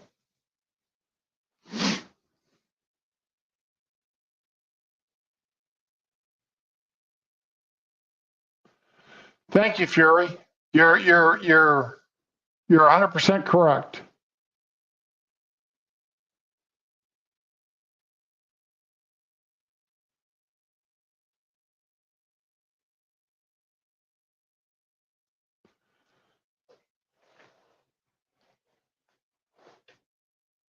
And don't forget, if the Democrats push this through and they make this a thing, someday they will be the majority party again in the House or in the Senate. They'll be the majority party again in the Senate. And guess what? The Republicans will use the exact same tactics against them. These people do not think about the future far beyond what's immediately happening and what they can possibly use to their benefit immediately. They don't think that it's going to be used against them. Chuck Schumer, not too long ago, the Democrats in the Senate, not too long ago, Chuck Schumer, Jay Appel, and others were pushing hard to get rid of the filibuster. They're pushing hard to make it so that they can get their agenda through, even if they only have a majority of one person. If they can get a 51 vote that on any issue, they were going to, make it. They're doing their best to make it that way. They're pushing hard, to eliminate any minority input into the Senate. They're pushing hard to do that. And then they just lost the Senate. And what happens? Schumer now pleads for bipartisanship, having promised to railroad the Democratic agenda through. Schumer had eyed getting rid of the rule in order to pass radical legislation. With Republicans sweeping into the red trifecta last week's elections, suddenly capturing the White House and majorities in the House and Senate, Senate Majority Leader Chuck Schumer is cutting a different tone compared to his pre-election hype where he posted a Democrat win in the Senate, then potentially getting rid of the filibuster, among other radical proposals. Ending the filibuster rule, which requires 60 votes to pass the bill, would have made it easier for Democrats to supercharge their agenda and railroad any Republican opposition. Schumer and the Democrats tried to kill the filibuster in 2022 when they had 50 votes and the vice president to break the tie, but Manchin and Kristen Siena refused to toe the Democratic line. They both eventually became independents. With Manchin and Sinema leaving the Senate, Schumer was confident of having at least 50 Senate seats after this year's election. Then with the potential Vice President Waltz breaking the tie on filibuster vote. We got it up to 48, of course, but Sinema and Manchin voted no. That's why we couldn't change the rules. Well, they're both gone, Schumer told reporters on Tuesday during the week of the DNC convention. Ruben Gallego is for it, and we have 51. So even losing Manchin, we still have 50. The result would essentially mean one-party rule in the Senate, with Schumer also toying with expanding voting rights nationwide by passing the Freedom to Vote Act and the John Lewis Voting Rights Advancement Act.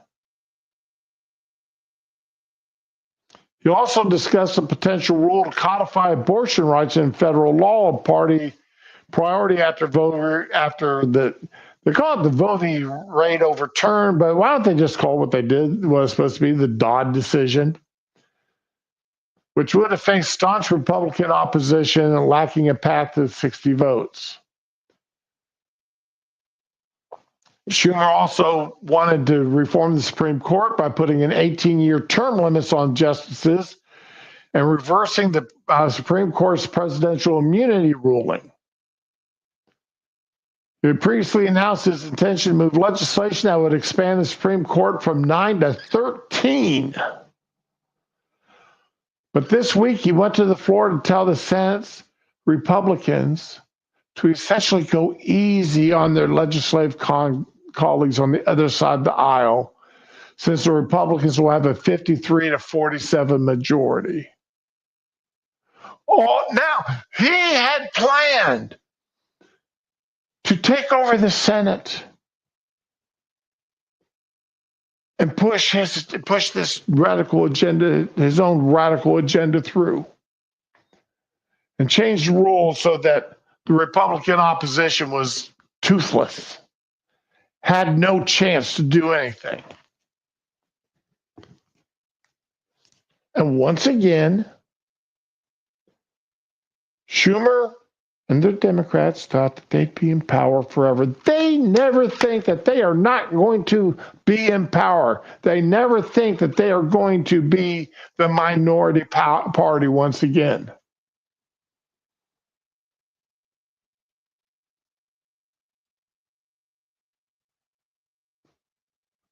And it happened a hell of a lot sooner than what Schumer thought it was going to happen. And now he's out there begging the Republicans not to do to him what he planned to do to them. It's like this shadow government nonsense that they're talking about.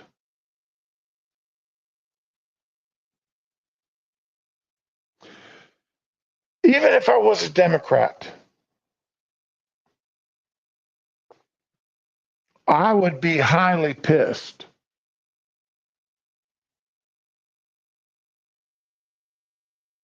at what Schumer was planning on doing.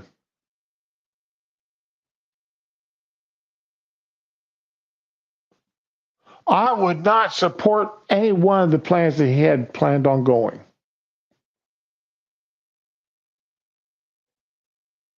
Mostly because I would know that there would be a time that I and my party would be in the minority. And when you're in the minority, you don't have the ability to do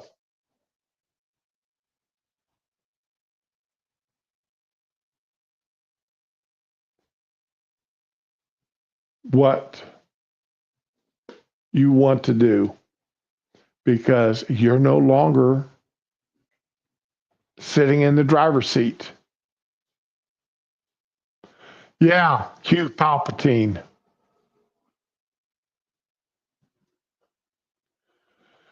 To my Republican colleagues, I offer a word of caution in good faith. Take care not to misread the will of the people. Do not abandon the need for bipartisanship. After winning an election, the temptation may be to go to the extreme. We've seen that happen over the decades, and it's consistently backfired on the party in power. You mean like what just happened to you, Chuck? You had planned to go to the extremes?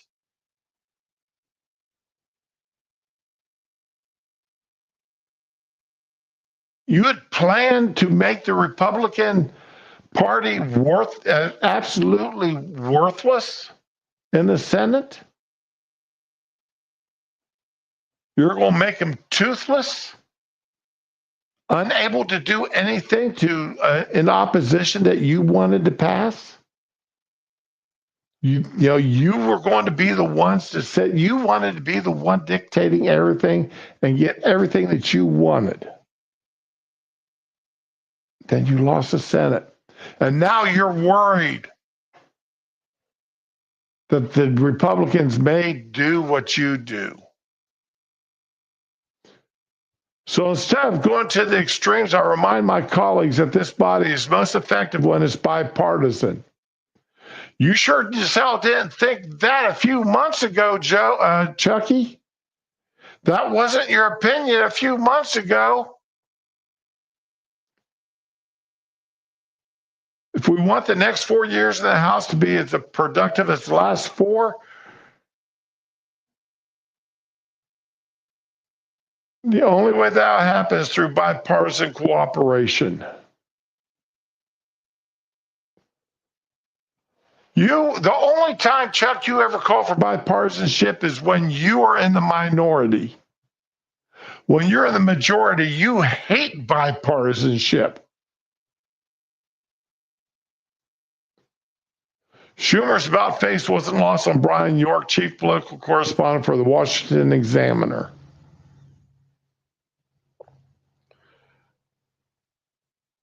The short version is, please don't do to us what we were going to do to you, York wrote.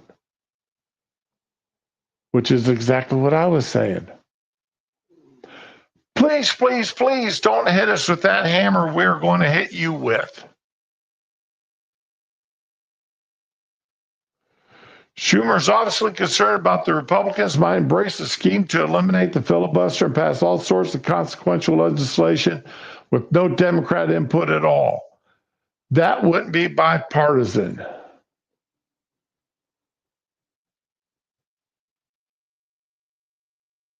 That hammer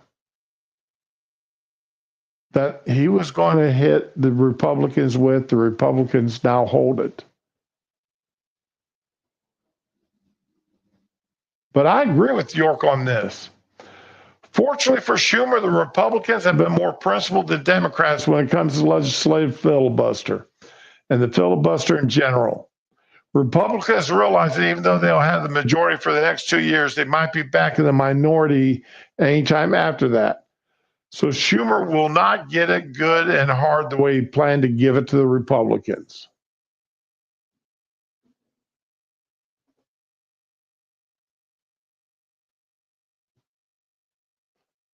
And I got to agree with York on that. I've got to agree with them. The Democrats always accuse the Republicans of wanting to do what they themselves either want to do or have done.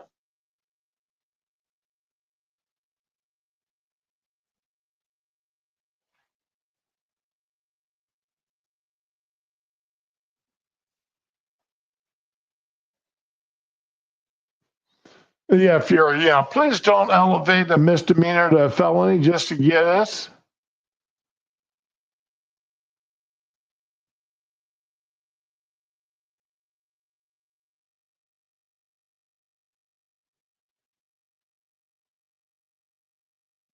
Fury, I'm ashamed. I'm somewhat ashamed to say that the past 2 years I haven't kept up with the political stuff in the UK. Mostly once I saw how they've turned London over to the Muslims and started arresting people for silently praying across the street from an abortion clinic. Silently praying.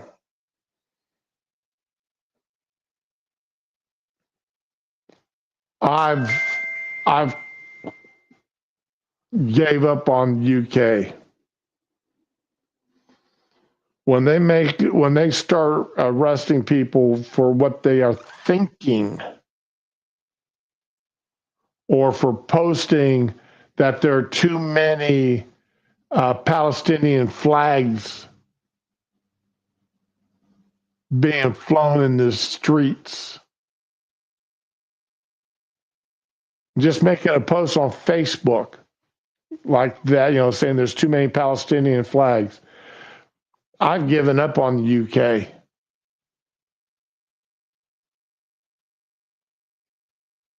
So, I apologize for that, but y'all have got a real battle in front of you.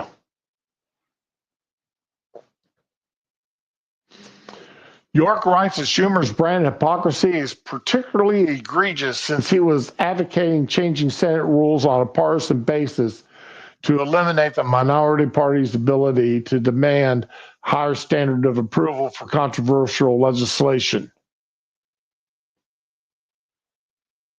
as opposed to advocating to get a particular bill across the line. He was, and then when Schumer's party loses, he instantly turns around and becomes Mr. Bipartisanship. For that, there should be a word that goes beyond mere hypocrisy.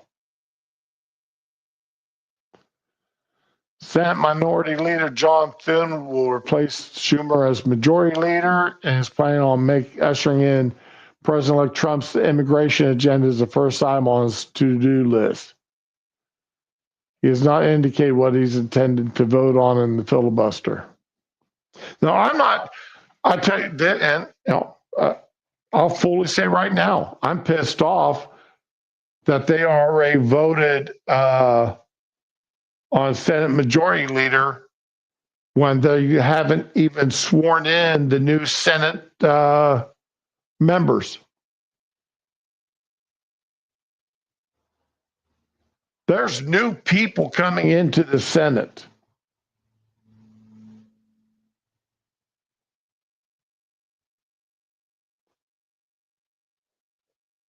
And Turtleneck decided that he was going to call for the votes early so that he could basically have his pick. Because Thune is not a great supporter of Trump. He's weak at best.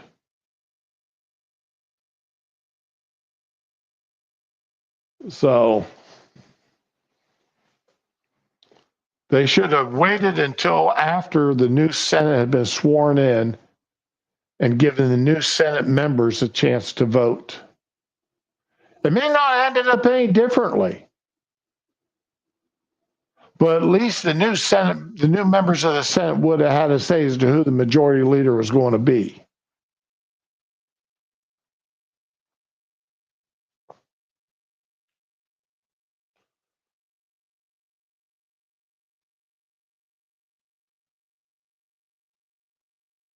So, anyway, what do I got here?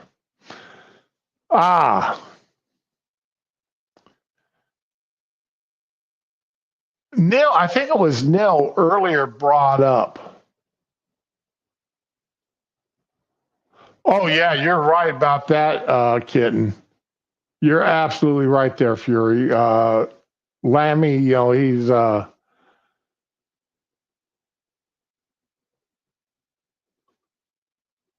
they've after what some of your political leaders have said about Trump, it's going to be interesting to see how everything rolls out like that.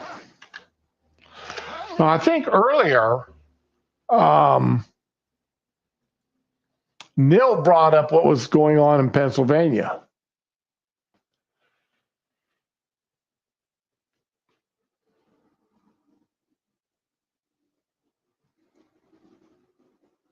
Move that we reject all three categories of these ballots.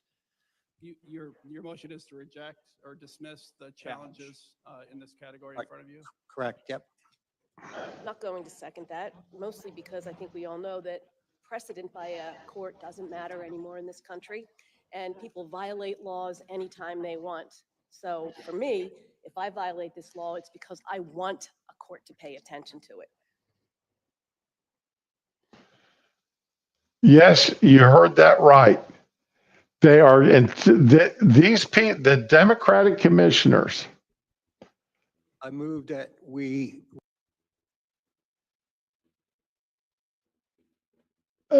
have intentionally decided to ignore the Pennsylvania Supreme Court's rulings. Twice they've ruled. Democratic officials in blue counties are openly admitting to counting disqualified ballots in defiance of state law and court orders.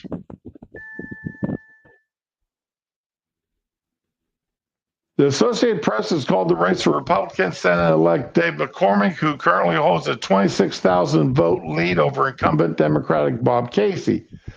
But Casey has refused to concede and insists that every vote be counted. The close margin within 1 percentage point triggered an automatic recount under Pennsylvania law. Yet the critical question is which votes should be counted. The Pennsylvania Supreme Court ruled before the election that mail-in ballots lacking formally required signatures or dates should not be included in official results. However, Democratic officials in Philadelphia and surrounding Bucks Center and Montgomery counties are ignoring that court order. These Democratic officials should be arrested.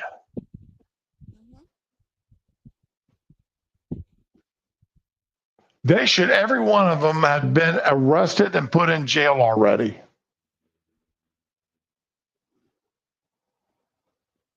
And forced to bond out.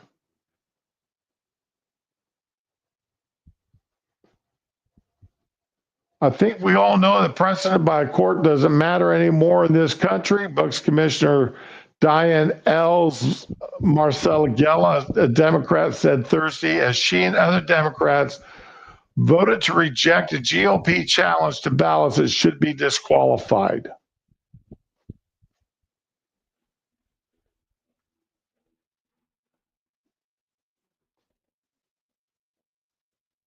People violate laws anytime they want. So for me, if I violate this law, it's because I want a court to pay attention.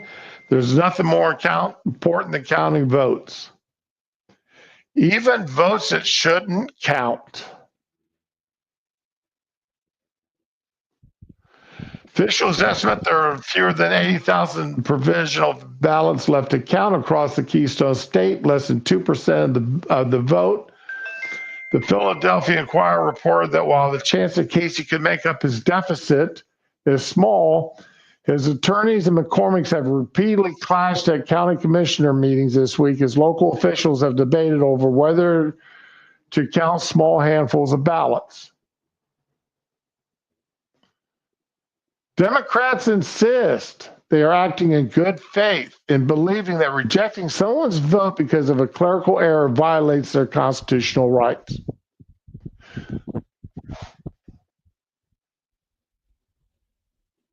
Now, when I went to vote, here in Florida, you have to show your ID. Right. And even after you show your ID and you sign for your ballot, and we do electronic signature here in this county, they're still holding on to your ID, and they compare your electronic signature that you do on that little touchpad, which I hate because I can never get my signature to look the way I want it to look. They compare that to the signature on your driver's license.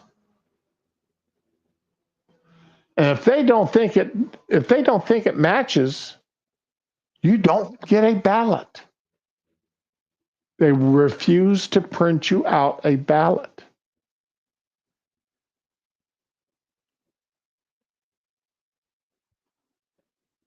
Now, I do not know if they give you a chance to sit down and write on a piece of paper your signature. Because, like I said, I hate signing those, trying to sign on that screen with my finger because I could never get it to look right. And they don't usually have enough area there that is activated by the pen, by the stylus.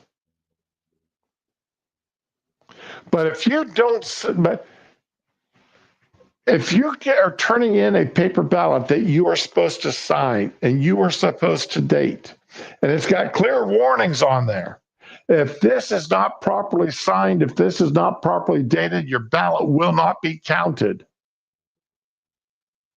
Reminds me of back in the Florida Chad days. Yeah. GW, where the Florida law said the Chad had to be completely removed in order for that ballot to count as a vote. And the Florida Supreme Court said, well, we'll count dimpled Chads because that showed an intent to vote. No, all it meant was something touched that ballot. And I don't have it pulled up right now. But you had an official sitting there with magnifying glasses, staring at them damn things, looking for the slightest indication of a dimple. And it wouldn't be just one person, 3 people looked at each one. And 2 out of the 3 had to agree.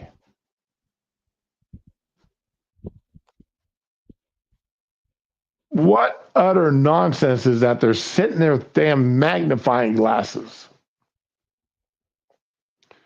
In Montgomery County, for example, officials deliberated for 30 minutes over whether about 180 provisional ballots without the secrecy envelopes should be counted.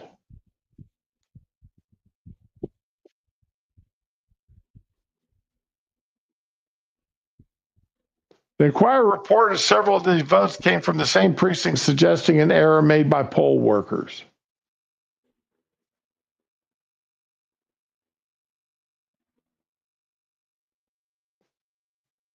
Democratic Board Chair Neil Unpronounceable voted to accept the ballot so the voters would not be disenfranchised, but other members of the board, including one Democrat and a Republican, voted to reject the ballots on the advice of the county attorneys, who determined the law clearly states they should not be counted.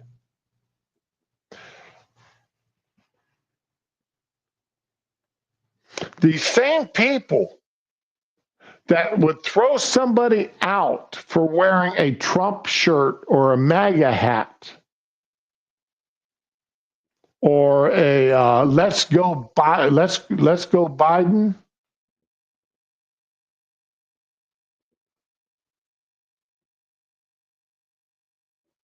shirt or hat.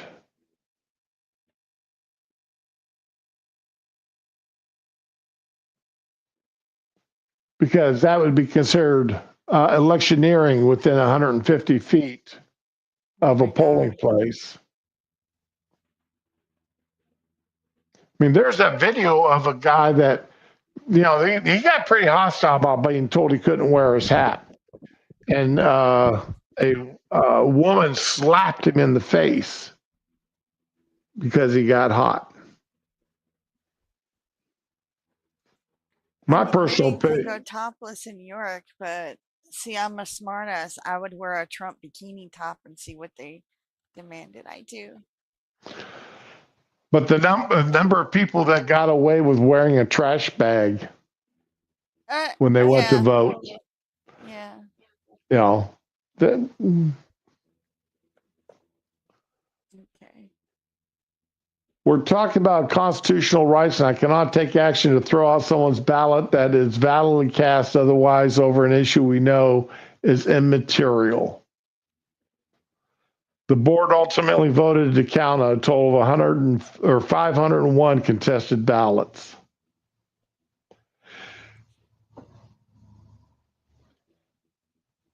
If you don't like the law, and I say this, I don't care what the law is. If you don't like the law, get the law changed. Uh-huh.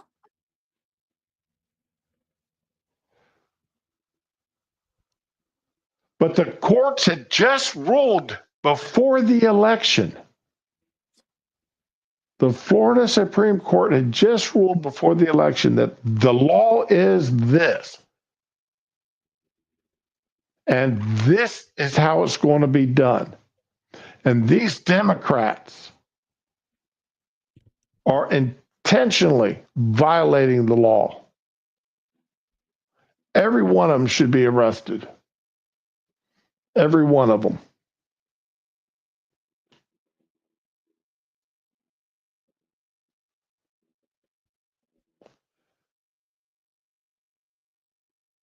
The last thing I got up here, this train's jumping tracks again. And I don't think this is your House member. Okay. Okay. But she is a Southern Florida House representative. Debbie Wasserman Schultz. She claimed Tulsi. You've never heard of Wasserman Schultz? Nope. I'm not big on this like you are.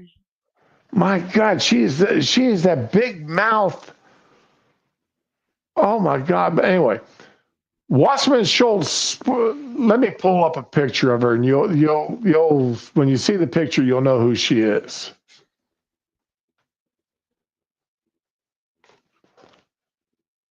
Because if you've watched any political news whatsoever, you've seen her.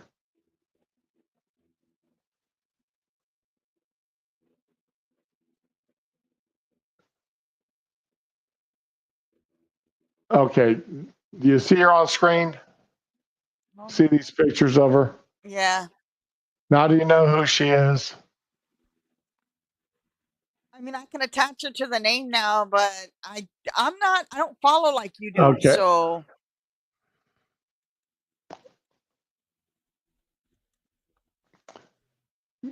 I mean, she looked familiar, but Okay. She claimed that Tulsi Gabbard was a Russian asset. Now, Tulsi Gabbard was a Democrat, that's remember? defamation. Yes. She was a Democrat. Yeah.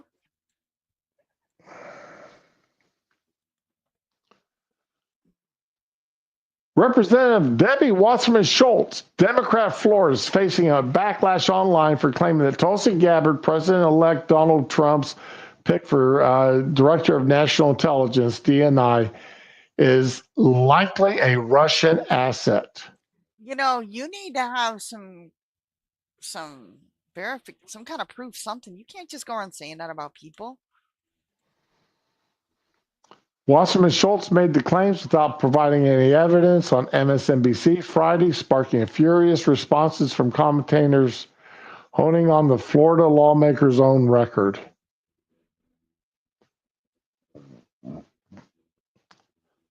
She is, now this is Wasserman Schultz talking about Tulsi. She's considered essentially by most assessments a Russian asset and would be the most dangerous. Wasserman Schultz said before being cut off and asked, "Is that what you consider her?"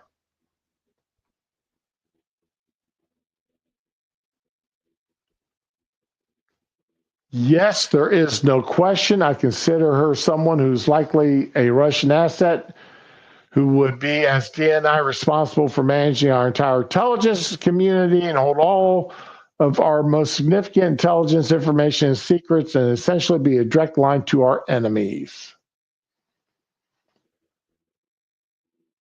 Unbelievable. And I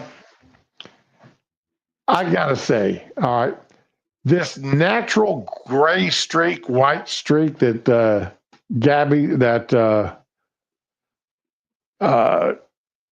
she's got in her hair, I find that attractive as hell. I really do. I do. I really find that attractive.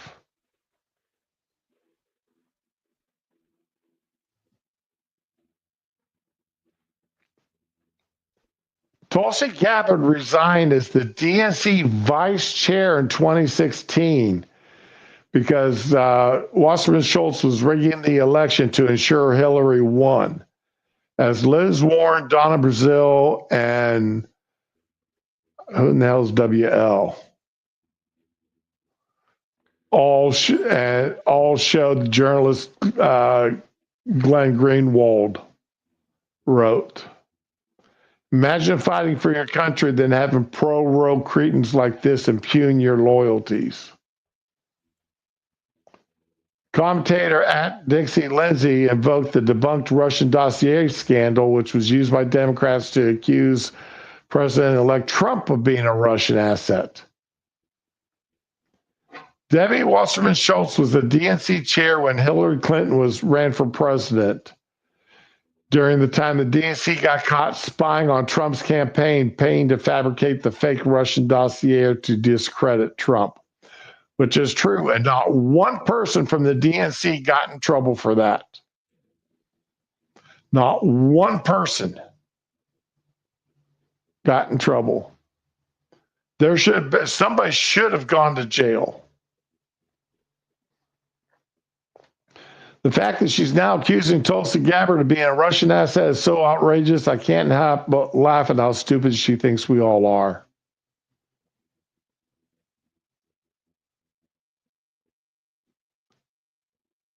Ian Miles Chung, who cited a scandal involving Wasserman Schultz's former IT aide, Imran Awan, who was indicted on federal bank fraud and conspiracy and arrested trying to leave the U.S. Wasserman Schultz was criticized over mishandling sensitive information by defending him.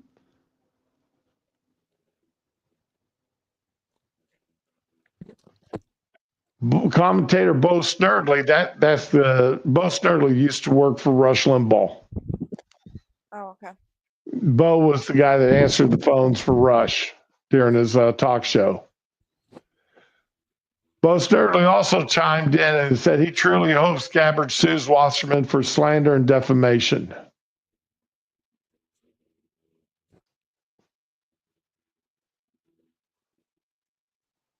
During the Friday interview, Wasserman Schultz attacked Gabbard for secretly meeting with Syrian leader Bashir al-Assad in 2017, who was accused of using chemical weapons on his own citizens during the country's civil war. Gabbard refused to call him a war criminal during her 2020 presidential campaign and said she was skeptical his government perpetrated a chemical weapons attack earlier that year that killed dozens of Syrians.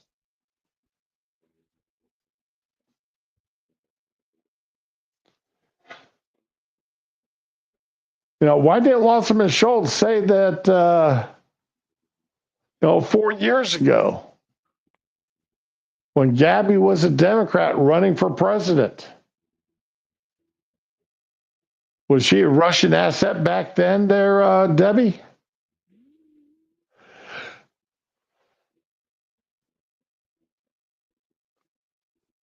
I am still not a fan of Gabby's, despite what I may find her physically attractive. I'm not a fan of her politics. She is still too far left for me.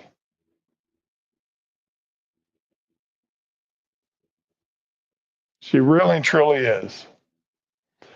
And I really think Trump, by bringing her into his cabinet, wanting to bring her into the cabinet, is showing that he's looking beyond just the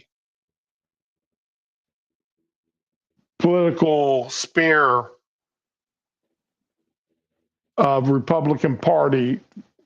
He's looking for smart people to put in the right places, regardless of their politics in some places. So I think Trump's trying to do the right thing here. You know, like I said, I may not agree with their politics, but I think Trump's. I've got to trust Trump with what he's doing right now, with who he's putting where. I'll be honest though, I'm still Matt Gaetz is AG. I gotta wonder if that's not a throwaway position, you know, to keep him from getting into trouble with the because the House is saying they're not going to release their findings from their ethics committee on Gates. But I don't think the Senate is going to confirm him. I really don't. I think there'll be a couple Republicans, at least 3 or 4 Republicans, I'll vote against him being confirmed. So, anyway, you've got Democrats calling former Democrats Russian assets now.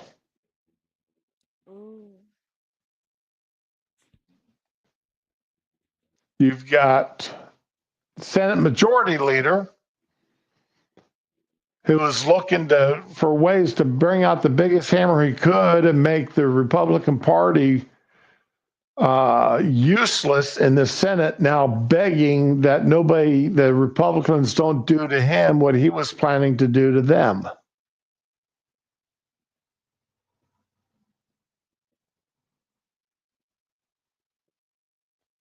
You've got another Democrat trying to set up a shadow government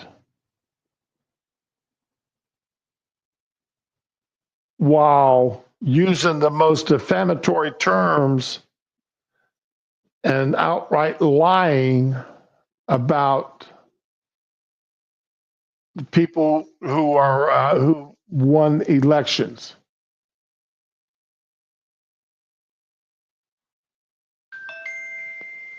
Then, of course, we got Biden trying to start World War III by giving Zelensky permission to use long-range missiles from the United States against Russia. When Russia specifically said that if you do that, we're going to consider that an attack on the Russian people by NATO.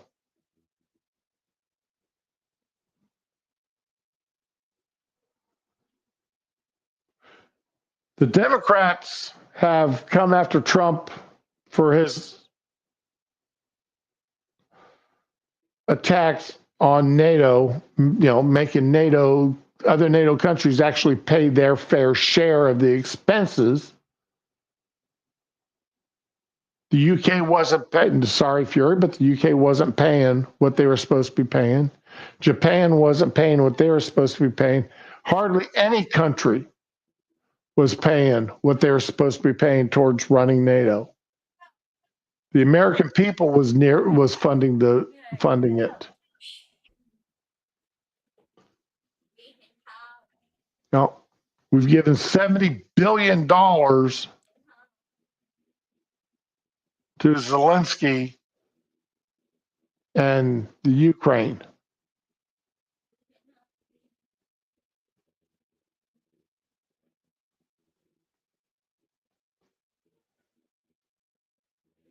About the only good news I had for anybody today is what I started off with.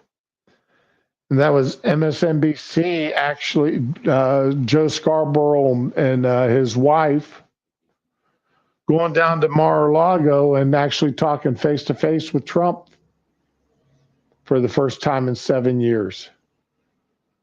Meeting the man in person that they've been attacking and lying about for the past 7 years. And Damn, I wish Trump would hurry up and release those videos of what went on. I know he recorded it. Of course he did. I want to see those videos. I want to see how they treated him in their face to face. I want to see how much they reached down and sucked on his big toe.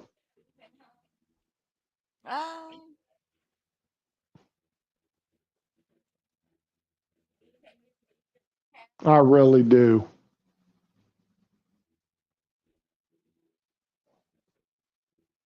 I want to see it. So, yeah, if you're right. Tulsi's basically a Bernie bro.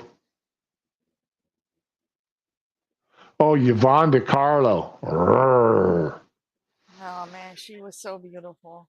Yeah, she was. She was absolutely gorgeous.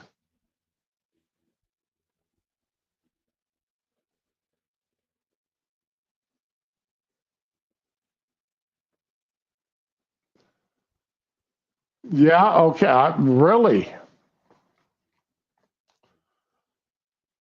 So anyway, guys, this has been a 2 hour and 22-minute stream so far. 2 hours and 2 hours and 21 because I spent a full minute. I spent a little over a minute on the intro music. Raman, my dear, thank you for joining me. Thank you for having me despite my audio issues. I love having you on stream. You know that. Oh, thank you. I love being Okay. here. Fury, my friend, thank you for joining us. And I hope you understand, I've met quite a few Brits when I was in the Air Force, especially overseas. And I spent quite a bit of time at RAF Gütersloh and RAF Baden-Baden. Or no, Baden-Solingen, I'm sorry. Down in the Baden-Baden region.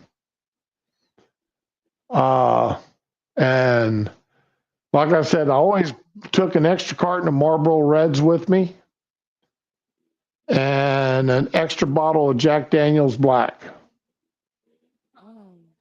and gave them to the Brits. Gave them to the guys that were hosting us. And they always seemed to really appreciate it. And they always treated me right. I really enjoyed it. First time I ever heard of drinking coffee white was at a Brit base. That was at Gütersloh. That meant having milk in your coffee. But so understand, if I say anything disparaging about the UK, I'm not meaning the people, I'm meaning your government and the way your government has allowed things to go, which is scary as hell to me. I don't see how you people are putting up with it.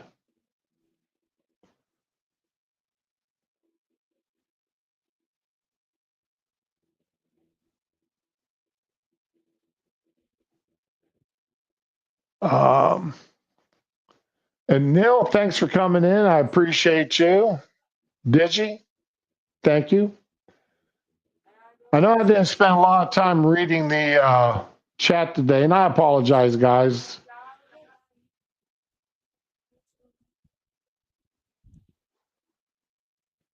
But as you can tell, I had a lot of stuff to talk about today that I wanted to get into. Been a long But weekend. yep. Oh, it must be getting warm in. My air conditioner just kicked on. It was cold when I got up this morning. It was 48 degrees. Wow. Yeah, it was chilly. My boy actually pulled his blanket on in his sleep, so. Fury, someday, if you wouldn't mind, buddy, if you've got a decent mic, or you got a microphone at all, I'd love to have you on one day, and let's talk about your government. And you fill us in, okay? Because we only know the occasional stories we see in the newspapers or on the television. Some of us, I spent some time reading the BBC, the Daily Mail, and a few other British newspapers. But anyway, but I want to thank everybody for coming out today. Robin, any last words before we head out the door? Yeah, I got nothing for you. Don't be calling me about bail money. I'm broke as hell. Okay. So am I after having to buy everything I needed for this toilet. My wife had to go. I sent the wife. Did I tell you about sending my wife to the store to get me a crescent wrench? No. And she ended up spending $50 on a crescent wrench. Or I'm sorry, channel. I wanted a set of channel locks. And she spent $50 on the biggest set of channel locks that they had in the store. Oh no. So they worked. I got them. They fit. They fit. So, all right, ladies and gents, thank you all for coming out. Do appreciate you.